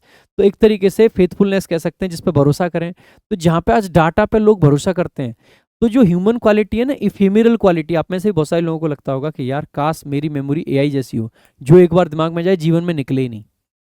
बिलीव मी, अगर ऐसा आपके साथ हो जाएगा तो आप इस बात को रिग्रेट करोगे। एक बहुत पुरानी वेब सीरीज मैंने देखी थी एक बार, काफ़ी टाइम हो गया, लॉक एंड की। और उसमें क्या था कि बहुत सारी पावर्स होती थी कीज के माध्यम से।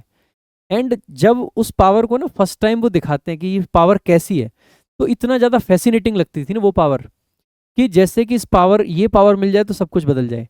लेकिन द थिंग इज, जिसको वो पावर्स मिली ना, उसका सत्यानाश हुआ है उस वेब सीरीज में, और उस पावर को यूज करके सत्यानाश हुआ है। और वो यही दिखा रहा था कि एक्सट्रीम पावर्स ह्यूमन नहीं हैंडल कर सकते हैं। तो सिंपली वही, आज आप में से बहुत सारे लोगों को लगता होगा कि जो चीज़ मैं एक बार सुन लूँ, देख लूँ, पढ़ लूँ, वो जीवन भर के लिए याद हो जाए तो मजा आ जाए, लगता होगा। ये कह रहा है कि यही चीज़ यहाँ पे कही गई है कि एक कल्चर जो कि ऑब्सेस्ड है डाटा फिडिलिटी से, जो इफेमरल क्वालिटी है ना पर्सनल हिस्ट्री की, ये अक्सर अक्सर एक फ्लॉ लगता है कि यार हमारे जीवन में एक ही कमी है कि हमें चीज़ें याद नहीं रहती, भूल जाते हैं। लेकिन एक कमी नहीं है, ये पूरे तरीके से कमी नहीं है। येट फिर भी it is this very fluidity that allows for growth. और ये जो, फिर भी मैं ये कहूँगा कि ये जो फ्लूडिटी है, ये जो आपके माइंड की एक ये है कि इसमें फ्लूड है, एक तरीके से सॉलिड चीज़ नहीं है ये कि जो है वैसे का वैसे रहेगा, फ्लूड है, चीज़ें बदलती हैं उसमें, ठीक है। यही अलाउ करती है ग्रोथ के लिए। And the dash of trauma. अब आप सोचिए कि अगर आपको हर चीज़ एग्जैक्ट याद रहे, जैसे आपने कभी देखा है, एक चीज़ समझना, किसी आपको अचानक से कोई झटका लगता है, कोई अचानक से आपके यूं, मान लो एक गोली आपके बगल से निकल जाती है, आप कितने डर जाते हैं, और 5-7 मिनट लगते हैं आपको उससे बाहर आने के लिए। जैसे जैसे वो मोमेंट आपका दूर होते जाता है, आप उस मोमेंट ट्रॉमा से बाहर आते जाते हैं। अब आप सोचिए, अगर आपकी मेमोरी ऐसी हो कि जो अभी इंफॉर्मेशन आपके अंदर आई, चाहे 5 साल हो जाए, वो उतनी की उतनी रहे, तो एक बार अगर गोली आपको यहाँ से छू के निकल गई, तो वो मेमोरी जो उस मोमेंट पे ऐड हुई, वो कभी कम नहीं हो पाएगी। यानी कि आप जीवन भर उससे ऐसे ही डरते रहोगे, कांपते रहोगे, वहीं के वहीं खड़े रह जाओगे, उस ट्रॉमा से बाहर नहीं आ पाओगे। समझ रहे हो? कितनी बार हम जीवन में डरते हैं, डर जाते हैं ना, एकदम से कुछ हुआ, और सोचिए एक बार वो मेमोरी ऐड हो गई, अगर हमारे माइंड में वो फ्लूडिटी ना हो कि हम चीजों को भुला सकते हैं, तो वो जो ट्रॉमा था, वो जो संकट था, उससे हम कभी बाहर ही नहीं आ पाएंगे। इमेजिन करके देखो कि कितनी खराब हालत में आप पहुंच जाओगे। इसीलिए कि ये जो नेचर है ना इसका, यही बेसिकली अलाउ करता है ग्रोथ के लिए, और यही अलाउ करता है ट्रॉमा से बाहर आने के लिए। सो क्या ट्रॉमा का एग्रेवेशन कर रहे हैं, बढ़ा रहे हैं? नहीं। स्टैग्नेशन होगा? नहीं। ट्रांसेंडेंस कह सकते हो उसको, बेसिकली हमें पार करके आना है ट्रॉमा को। तो ये करेक्ट आंसर है। रिपीटिशन बिल्कुल नहीं होगी। We do not just remember to keep facts, हम सिर्फ फैक्ट्स को याद रखने के लिए रिमेंबर नहीं करते हैं। We remember to construct a coherent self, हम इसलिए याद करते हैं कि एक लॉजिकल सेल्फ अपने आप में डेवलप कर पाए। If our minds were perfectly objective, अगर हमारे माइंड्स को सिर्फ ऑब्जेक्टिव बना दिया जाए, just like AI, we would be dash by the sheer weight of unprocessed detail. तो हम बेसिकली दब जाएंगे उस वजन के नीचे। देखो वजन है तो वजन के नीचे तो दबोगे ना। क्या वजन से लिबरेटेड हो गया आप कहोगे बिल्कुल भी नहीं। पैरालाइज हो सकते हो दबने से, हो सकते हो। फोर्टिफाइड, मजबूती मिलेगी वजन से, नहीं। इनलाइटनड फील करोगे, नहीं। एक ही ऑप्शन बचा नेगेटिव वाला, तो यही करेक्ट आंसर हो जाएगा। बढ़िया पैसेज है लेकिन, है ना, मैंने इसीलिए थोड़ा टाइम लेके आपको समझा दिया। So it was all about English. Now we shall move to reasoning part. कह रहा है कि जी ये कुछ सिंबल्स दे रखे हैं, मैं इनको बाद में पढ़ता हूँ जब क्वेश्चन सॉल्व करता हूँ। आप भी इसको ऐसे ही किया करो, ऐसे मत करना इस क्वेश्चन में पहले ये देखो ये क्या था, फिर ये देखो ये क्या था, फिर इसको याद रखने की कोशिश करो, फिर क्वेश्चन को सॉल्व करो। नहीं, आपको पहले क्वेश्चन सॉल्व करना है, जहां जरूरत लगे उनका उतना ही यूज करना है। देखो, निम्नलिखित में से कौन सा संबंध यह दर्शाता है कि एफ जो है वो आई की पितृपक्ष की चाची है, यानी कि बुआ। पितृपक्ष की चाची का मतलब समझ रहे हो, बुआ होती है। यहाँ पे लिख रखा होगा शायद, पैटर्नल आंट करके लिखा होगा, पैटर्नल आंट। ठीक है, पितृपक्ष की चाची का मतलब वही होता है। अच्छा एक बात बताओ, चाची दे दो, बुआ दे दो, मासी दे दो, कोई भी दे दो, ये सेम जनरेशन के हैं कि ऊपर नीचे की जनरेशन है? ऊपर नीचे की है ना। अच्छा ये है कि इनमें से कौन सा रिलेशन आपको दिखा रहा है। अब देखो एक तरीका तो ये है कि देखो आई ये रहा और एफ आपका ये रहा, आप हर जगह कैलकुलेट करके देखो। ठीक है, देखो इसमें ये है। एक तरीका तो ये हो सकता है कि क्योंकि पितृपक्ष की चाची है तो ये वाला साइन जो है ना, इससे हमें पता चल जाएगा रिलेशन। इसका मतलब ये है कि वो सिस्टर है, ए सिस्टर है, यानी कि ये फीमेल बन रही है। यहाँ पे देखेंगे ये एफ का ही तो पूछा है। हैज का मतलब क्या है? हैज का मतलब ये है कि जो ए जो है फादर है, यानी कि ये तो मेल बन रहा है, मेल तो नहीं बनाना है हमें। ठीक है। अच्छा इसका मतलब यहाँ पे क्या है, यहाँ पे भी फीमेल बन रही है, अच्छा यहाँ पे भी फीमेल बन रही है। एक तो ये तरीका ऑप्शन एलिमिनेट करने का। अच्छा दूसरा एक और तरीका बताता हूँ। मैंने क्या कहा है, चाची है तो जनरेशन का गैप कितना है? एक जनरेशन का है। कौन से साइन है जो कि जनरेशन का गैप ला रहे हैं? आप कहोगे सर हैज जो है वो जनरेशन का गैप ला रहा है क्योंकि फादर है। ये हस्बैंड है, हस्बैंड सेम जनरेशन का होता है कि आगे पीछे की? सेम का होता है। सिस्टर ब्रदर सेम जनरेशन के होते हैं आगे पीछे की? आप कहोगे सर सेम के होते हैं। सही बात है ना, सेम के। यानी कि फादर वाला एक बार जरूर आएगा तभी जनरेशन चेंज होगी। यहाँ पे दो बार आ रखा है, दो बार आ जाएगा तो दादा अम्मा के टाइम में पहुंच गए, गलत हो गया। ये तो पहले ही गलत हो गया था। यहाँ पे एक बार आ रखा है तो पहुंच सकते हैं, और यहाँ पे एक बार भी नहीं आ रखा है तो इसमें भी सेम जनरेशन में रहेंगे, यही करेक्ट आंसर है। बात समझ रहे हो भाई? इस तरीके से निकाल सकते हो आप। देखो कौन सा कोड ऐसा है जिसमें अंक अक्षर क्रम किसी पुनरावृत्ति इकाई का पालन नहीं करता है, मतलब जो ऑड है बेसिकली। देखो एच 8 होता है, 9 आई 9 होता है, एच 8 होता है, आई 9 होता है। 7 8 7 8 सही है। 5 6 5 6 सही है। 1 2 1। क्या यार, इसमें क्या रीजनिंग चेक करना चाह रहे हो क्या यार? ऐसी कोई रीजनिंग होती है ये कोई? 5 का कोड 8 है, बिसाइड का कोड 24 है। अच्छा 5 का मतलब यहाँ पे 5 से लेना देना नहीं है, ये समझ लेना है ना। ठीक है, कल्चर का कोड 35 है।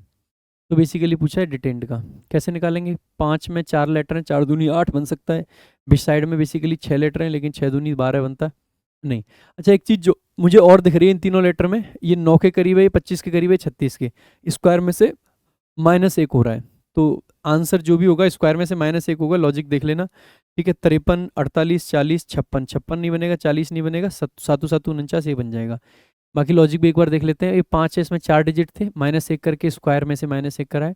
इसमें 6 डिजिट थे, -1 करेंगे, 5 5 का स्क्वायर 25 -1 करा है, वही वाला लॉजिक है। इसमें बेसिकली 3 3 6 और 2 8 है, 8 में से 7 7 का स्क्वायर -1 है ना। एक पैटर्न आपको ढूंढना होता है हमेशा ही। अगला क्रम क्या होगा भाई? देखो सबसे पहले आपको प्लस करके ही देखना चाहिए। तो यहाँ पे बेसिकली कितने का गैप है? आप कहोगे सर 16 का। यहाँ पे बेसिकली कितने का है? तो आप कहोगे 24 का। सीरीज तो बनते दिख रही है। यहाँ पे कितने का गैप है?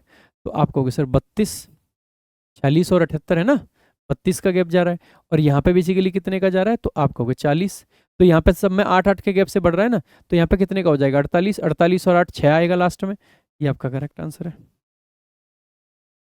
देखो डार्क को ये लिख रहे हैं तो फिर इसको क्या लिखेंगे?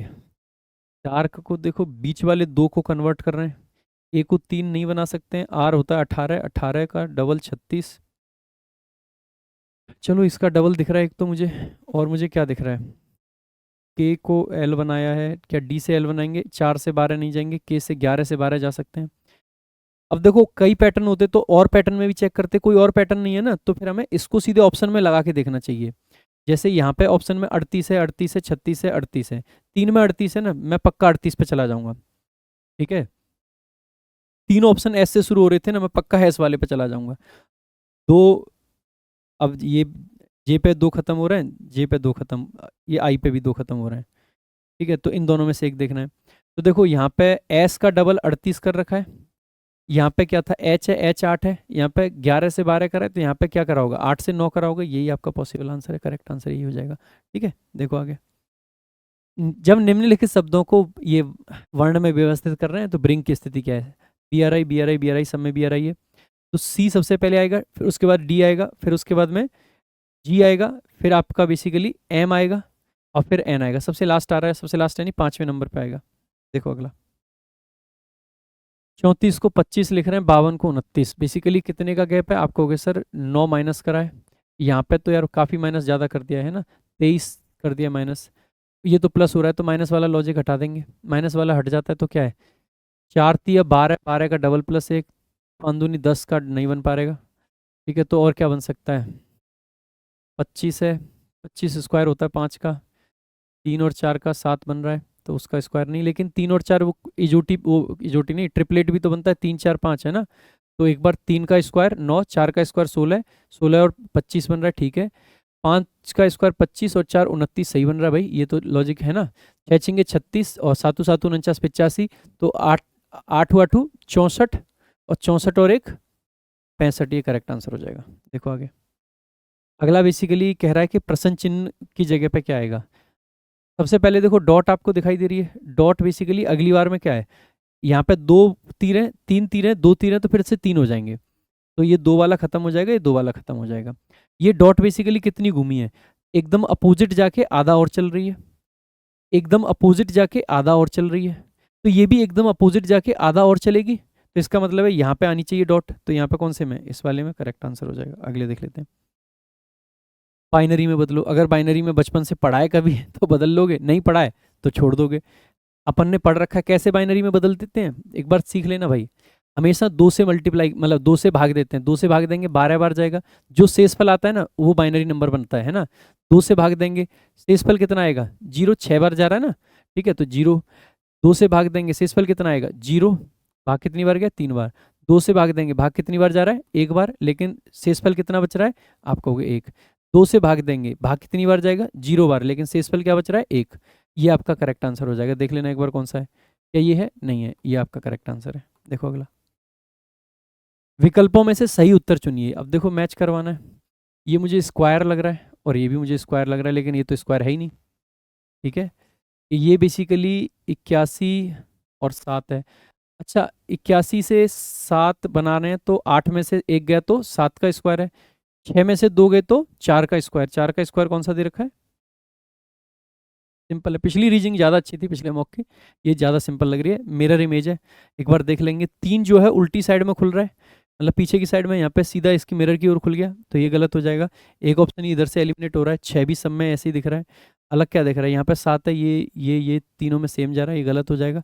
ठीक है, और क्या अलग जा रहा है, एक अलग आपको दिख रहा है, ये आर वाला है ना, आर वाला अलग दिख रहा है, तो आर का मुंह एक ही तरफ जाएगा, तो ये गलत हो जाएगा, ये करेक्ट आंसर है। देख लो अगला, देखो ये कह रहा है बेसिकली योग्यता 1 तारीख 1/1/2026 को कह रहा है कि आयु 20 से 30 के बीच की हो, 12वीं कक्षा उत्तीर्ण होनी चाहिए, मूल कंप्यूटर ज्ञान होना चाहिए, कोई आपराधिक रिकॉर्ड नहीं होना चाहिए। रवि 22 साल का है, पहला क्रॉस है, दूसरा 12वीं पास भी है, मूल कंप्यूटर का ज्ञान भी है, और उसका कोई आपराधिक रिकॉर्ड नहीं है। सिलेक्शन करो जी यार, ऐसा आदमी कहाँ मिलेगा। ठीक है, तो पुलिस सत्यापन का संदर्भ, अरे पुलिस वेरिफिकेशन क्यों करवानी है, पुलिस वेरिफिकेशन तब करवाओगे जब आपराधिक रिकॉर्ड की बात आएगी। यहाँ तो है ही नहीं, नहीं है तो फिर नहीं होगा। डेटा पूर्ण बिल्कुल नहीं है, सारे रिकॉर्ड पूरे हो गए, ये भी हो गया, ये भी हो गया, ये भी हो गया, ये भी हो गया, तो डेटा पूर्ण नहीं है। अस्वीकार क्यों करना है, फिर ये लिख क्यों रहे हो, उम्मीदवार चुन लें। आप कहोगे सर एसएससी के हम तो पूरे करते फिर भी पेपर ले रहे हैं, बेटा उनके मापदंड में ना पेपर भी शामिल है ना। देखो आगे, 11 फरवरी 2026 को कौन सा दिन था, कैलेंडर, मेरे को नहीं याद है कोड, 11 फरवरी 2026, लेकिन मुझे एक चीज़ याद है, आपने थोड़े दिन पहले मेरे यूट्यूब पे एक पोस्ट देखी होगी, 11 फरवरी 2026 दिन, बुधवार के दिन मेरे घर में एक कन्या का जन्म हुआ। मेरी जो छोटी बेटी है उसका जन्म 11 फरवरी 2026 को हुआ था।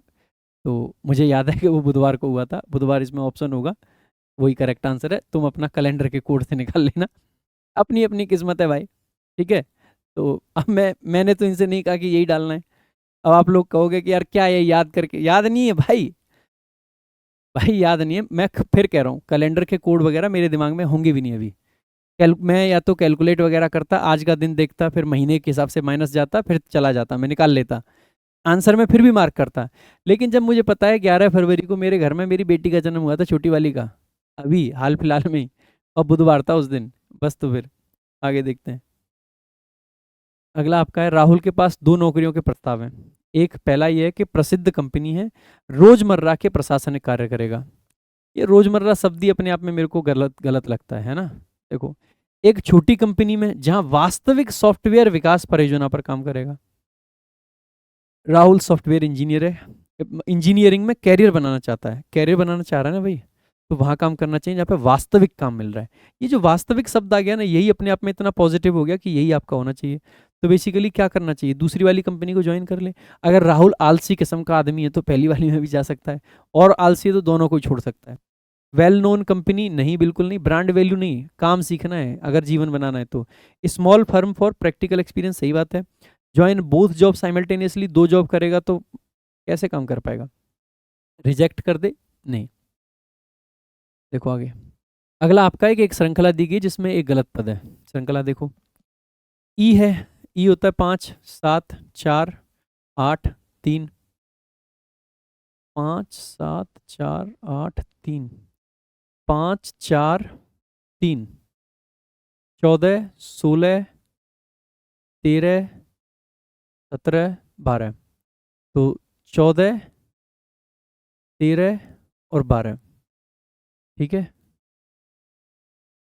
अच्छा एक चीज देखो, ये सब इन माइनस हो रहे हैं। जी से एच में क्या है, 7 से 8 हो रहा है, पी से 17 हो रहा है, यू से बेसिकली 21 से 22 हो रहा है। कायदे से ये वाली सीरीज में बढ़ के आ रही हैं चीजें, और बाकी सब में घट के चल रही हैं। तो मैं तो भाई ज्यादा सोचता नहीं, इतने पे ही लगा देता, सिंपल सी बात है।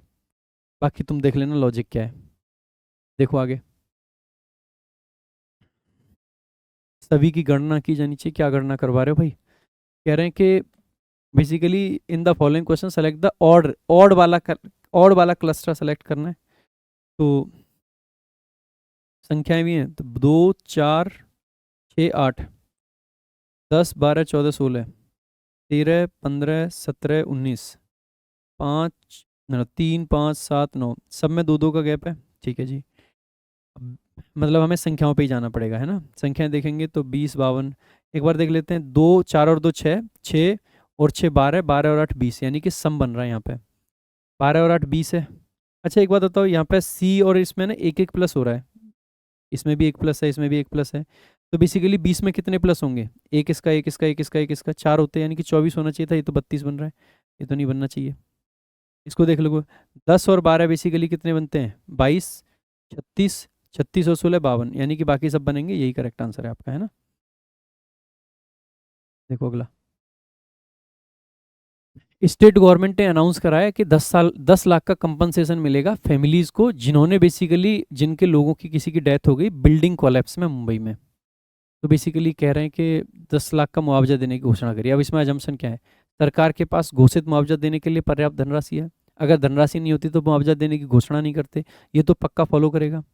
सरकार भविष्य में ऐसी इमारत गिरने की घटनाओं को रोकने के लिए सख्त कदम उठाएगी। मुआवजा की बात कही है, ये नहीं कहा है कि सख्त कदम उठाएंगे ही उठाएंगे। भाई कदम तो कुछ बताया ही नहीं है, मुआवजा दे रहे हैं बस, कह रहे हैं कि आगे भी गिरेगी, आगे भी मुआवजा दे देंगे कहीं ना कहीं, ठीक है। तो आप कहोगे ओनली वन, ओनली वन यानी कि पहला ऑप्शन। देखो अगला, देखो भाई आगे कह रहा है कि विषम संख्या ज्ञात कीजिए। अब विषम संख्या ज्ञात करनी है, 1681 है, 2025 है। देखो 40 का स्क्वायर जो होता है बेसिकली 1600 होता है ना, एक तो 40 के नज़दीक लग रहा है, 40। अभी थोड़ी देर पहले हमने देखा था ये 49 का होता है, और ये बेसिकली 51 का बनेगा, क्योंकि 50 का कितना होता है, 50 का 2500 हो गया, उसमें 2401 इधर तो 2601 उधर, 25 से ये पैटर्न बनता है। ये आपको पैटर्न्स पता होने चाहिए। जैसे 23 का 529 होता है, और बेसिकली 27 का अगर उधर जाके देखोगे तो 729 होता है। सेम ऐसे यहाँ पे भी पैटर्न बनते हैं, ठीक है। ये बेसिकली कितने का बनता है, तो 45 का बनता है। तो ये तो सारे स्क्वायर हैं, सारे स्क्वायर हैं, लेकिन इसमें क्या है, तो ये बेसिकली कितने का था, 41 का है ना। 40 का 1600 होता है, तो 41 का 1681 हो जाएगा, सिंपल सी बात है। तो 51 17 51 होता है, 7 7 49 होता है, 15 45 होता है, 41 आपका क्या प्राइम नंबर है। तो ये सारे स्क्वायर हैं, बाकी सब नॉर्मल संख्याओं के स्क्वायर हैं, ये प्राइम नंबर का स्क्वायर, ये करेक्ट आंसर होगा। अगला देख लेते हैं। 553 324 और 18 से बेसिकली 571 बना रहे हैं। कैसे बनेगा भाई, इसमें से इसको घटा के ये जोड़ेंगे तो नहीं बन रहा है, ये इसके टेबल का भी नहीं है तो गुणा करके भी नहीं बनेगा। 324 बेसिकली 18 गुणा 18 होता है ना, लेकिन ये तो स्क्वायर है ही नहीं, तो इससे भी कुछ नहीं होगा। 553 है और ये 18 है, तो 571, तो इनको जोड़ के बन जा रहा है। अगर इन दोनों को जोड़ के बन जा रहा है, तो यहाँ पे भी बेसिकली 23 और इसको जोड़ेंगे तो 910 बनता, तो ये भी नहीं बन रहा है। अच्छा, लेकिन 18 जोड़ने से बन रहा है। तो अगर मैं इसको ऐसे देखूं कि ये 18 गुणा 18 है, तो बेसिकली 324 से इसको काटूं तो ये 18 बार जाएगा और उसको जोड़ दूं। अगर मैं यहाँ पे काट के देखूं तो 23 से एक बार, 23 से एक बार, तो 11 पे कटेगा। तो 87 में 11 जोड़ दूंगा तो 98 आ जाएगा, यानी कि यही लॉजिक इसमें लगा रखा है। अगर यही लगा रखा है तो इसको 7 से काटेंगे भाई, 7 से कितनी बार कटेगा, 7 एकम 7 और 7 नाम 63, यानी कि 19। तो 27 और 19 बेसिकली कितना हो जाएगा, 46, ये करेक्ट आंसर है। ठीक है, आगे देख लेते हैं अगला क्वेश्चन आपका।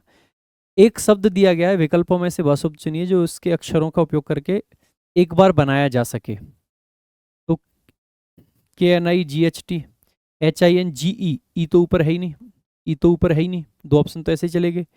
किंग्स, किंग्स में एस बेसिकली ऊपर नहीं है। थिंक में देखो टी है, एच है, आई है, एन है और जी भी है, बाकी सब है ना। तो ये आपका करेक्ट आंसर हो जाएगा, थिंक। टी का यूज भी कर लिया इन्होंने, 3 और 3 6 लेटर यहाँ थे, एक लेटर बेसिकली छोड़ा है। ठीक है, बाकी सब यूज करें, तो के को छोड़ रखा है, बाकी सब यूज कर रखे हैं। देखो आगे, 9 24 39 54 और 69, इसको बेसिकली सबसे पहले सीरीज आती है, सबसे पहले दिमाग में चीज आएगी, गैप देखना है, तो 15 का है, 15 का है। अच्छा, ये भी 15 का ही दे रखा है, सारे 15 के, 69 15 बेसिकली कितना हो जाएगा, 84 हो जाएगा करेक्ट आंसर। अगला बेसिकली ये कह रहा है कि दी गई संख्याएं अंकों को नहीं, ठीक है, 3 और 5 को, नॉट डिजिट्स, आपस में बदलने पर, दो संख्याओं को बदलने पर निम्नलिखित में से समीकरण, वैसे तो यहाँ पर अंक भी कह देते तो कोई बड़ी बात नहीं थी, अंक तो मतलब अंक भी बदल देते, इनमें तो कुछ ऐसा है नहीं। तो कौन सा समीकरण सही नहीं बनेगा ये पूछा है। तो बेसिकली 3 और 7 को बदलना है। अब एक बात सिंपल सी सोचना, अगर यहाँ 7 आ जाएगा तो 6/7 को खत्म कर पाओगे, नहीं कर पाओगे, तो 59 तो नहीं ला पाओगे। ऐसे ही अगर यहाँ पे 3 आ जाएगा तो क्या 2/3 को खत्म कर पाओगे, आप कहोगे बिल्कुल नहीं कर पाएंगे, नहीं कर पाएंगे तो ये भी नहीं बन सकता, दोनों ही नहीं बनेंगे, तो बोथ 1 और 2 नहीं बनेंगे, है ना। ये क्योंकि ऊपर में कहा है कौन सा नहीं बनेगा, तो दोनों ही नहीं बनेंगे। अब कायदे से इसका डी ऑप्शन भी हो सकता है कि ना तो दूसरा नहीं बनेगा, ना ही तीसरा नहीं बनेगा। ठीक है, तो ये डबल नेगेटिव हो रहा है, इसीलिए इसको अवॉइड कर देंगे भाई। ठीक है, देखो आगे। अगला बेसिकली क्या कह रहा है, ये तो बेसिकली सिलोजिज्म आ जाएगा आपका, तो बहुत सिंपल है, मतलब सेम नहीं है, सम होना चाहिए। सम में बेसिकली क्या लगाते हैं, 50-50, तो 50 है 50 है। ऑल में 100-50 100-50 लग जाएगा। नो में बेसिकली 100-100 लगता है। तो एक बार देख लेते हैं, अब जब कंक्लूजन निकालेंगे तो 50-50 कैट और बर्ड, कैट और बर्ड का रिलेशन कहाँ से जाएगा, कैट से डॉग पे जाएंगे, डॉग से बेसिकली बर्ड पे जा सकते हैं, तो कैट से डॉग, डॉग से बर्ड। तो आप कहोगे इन दोनों के बीच का रिलेशन कैसा बनेगा, एक नेगेटिव एक पॉजिटिव, नेगेटिव रिलेशन बनाता है, नेगेटिव बनाता है, लेकिन ये तो पूरा पॉजिटिव है, तो ये तो गलत हो जाएगा पहला। तो दूसरा, some cats are not bird, negative है, और ये बेसिकली क्या है, सम नोट वाला है, सम नोट वाला 50-100 बनाता है, क्योंकि दोनों का हम ऊपर देख चुके हैं, नेगेटिव बनेगा। नो वाले में बर्ड 100 है और सम वाले में कैट बेसिकली 50 है, तो बेसिकली 50 और 100 बन पा रहा है, बन पा रहा है, इसका मतलब है करेक्ट आंसर है। 50 को 100 कर सकते हैं, लेकिन 100 मतलब 100 को 50 कर सकते हैं, लेकिन 50 को 100 नहीं कर सकते, संख्या बढ़ानी नहीं है, उल्टा आ सकते हैं हम। तो आपने देखा कि यहाँ पे बर्ड 100 था, तो 100 यहाँ पे भी है, यहाँ पे कैट 50 था, तो यहाँ पे भी है। दोनों के बीच का रिलेशन बेसिकली कैसा था, आप कहोगे नेगेटिव था, तो नेगेटिव रिलेशन भी है, तो आपका दूसरा बनेगा। तो बोथ वाला नहीं, नीदर वाला नहीं, ओनली वन वाला नहीं, ओनली टू वाला करेक्ट हो जाएगा। देखो आगे, ये बेसिकली सिटिंग अरेंजमेंट कह रहे हैं कि एक बार देखो, गोल मेज पर बैठे हैं, गोल मेज है तो गोल मेज बना लेते हैं, सबसे पहले गोल मेज सम्मेलन कर देते हैं इनका, है ना। तो सारे के सारे अंदर की ओर देख रहे हैं, अंदर की ओर दिखाएंगे भाई इन सबको, ठीक है जी। कह रहे हैं कि बी जो है डी के ठीक दाहिने ओर है। अगर ये बी है तो ये कहाँ है, डी के ठीक दाहिने ओर। डी को अगर अंदर की तरफ देखेंगे तो डी आपका यहाँ आ जाएगा।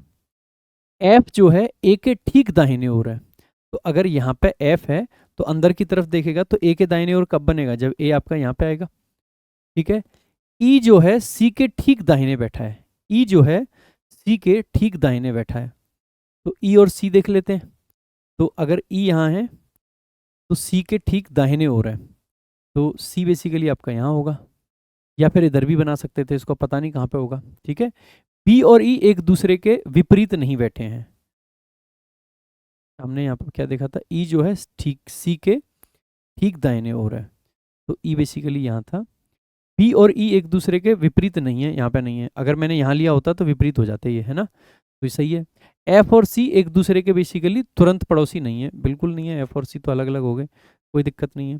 तो अब पूछ रहा है बेसिकली कि ए के तीसरे बाएं कौन बैठा है। ए आपका ये रहा, ए का बायां इधर है, पहला दूसरा तीसरा, तो यही करेक्ट आंसर हो जाएगा, ठीक है। जस्ट आपको ये बनानी पड़ती है एक बार मेज। दिए गए वर्गों में के बीच संबंध बताना है भाई, वेन डायग्राम है।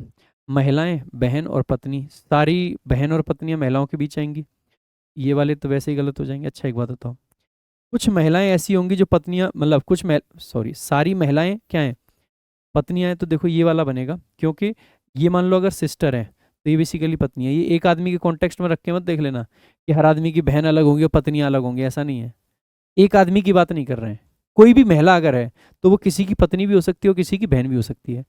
क्या सारी महिलाएं बहन और पत्नी का ओवरलैप करवा दें, नहीं, क्योंकि जो शादीशुदा नहीं है वो बहन तो है लेकिन पत्नी नहीं है। और कुछ शादीशुदा में भी ऐसी होंगी कि जो पत्नी तो है लेकिन किसी की बहन नहीं है ही नहीं उनका कोई भाई, कोई दूसरी बहन भी नहीं है उनकी, तो ये वाला बन जाएगा आपका करेक्ट आंसर, है ना, तो ये वाला। आगे देखते हैं भाई, खत्म पूरा। तो भाई ये था आपका मॉक टेस्ट, आई होप आपको अच्छा लगा होगा, मज़ा आया होगा। और देखो थोड़ा बहुत कैलकुलेशन में मैं ऊपर नीचे कर जाता हूँ कई बार, क्योंकि मेरे को ना प्रैक्टिस नहीं है। मैथ्स के लॉजिक्स मेरे स्ट्रॉन्ग हैं, लेकिन बहुत लंबे टाइम से आप देखो कब से पता नहीं पढ़ाई नहीं करी होगी। स्ट्रॉन्ग लॉजिक्स हैं, मैं लॉजिक्स आपको सिखाना चाहता हूँ, कैलकुलेशन की स्पीड आप खुद संभाल लोगे, मुझे पता है, ठीक है। तो बाकी अगर अच्छा लगा हो तो भाई लाइक करना, शेयर करना, चैनल को कर लेना सब्सक्राइब। टॉपर्स विजडम डाउनलोड करके आप हमारा टॉपर्स पास ले सकते हैं, पूरे 1 साल तक तसल्ली से पढ़ाई करें, कोई इधर उधर कुछ और लेने की जरूरत नहीं पड़ेगी, पूरी अंग्रेजी आपकी हो जाएगी, और आप कहें तो पूरा मैथ्स भी करा दूं क्या, ठीक है। चलो, तो आज के लिए अभी के लिए इतना ही रखेंगे। बाकी भाई चैनल को सब्सक्राइब कर लेना, बुक्स आपकी अवेलेबल हैं फ्लिपकार्ट अमेजोन पे, बुक्स भी जरूर चेकआउट करना। और टेलीग्राम चैनल प्रशांत सोलंकी इंग्लिश ज्वाइन कर लेना। हमारा दूसरा यूट्यूब चैनल भी, मेन चैनल वही है इंग्लिश पे, जिसकी हम बात करते हैं। यहाँ पे तो मैथ रीजनिंग सबकी बात करते हैं, वहाँ इंग्लिश की बात होती है। उस पर एक क्रैश कोर्स भी हमने स्टार्ट करा है, तो वो भी आपको ज़रूर फॉलो करना चाहिए। बाकी मिलेंगे अगली क्लास में, तब तक के लिए हंसते रहो, मुस्कुराते रहो। जय हिंद, जय भारत।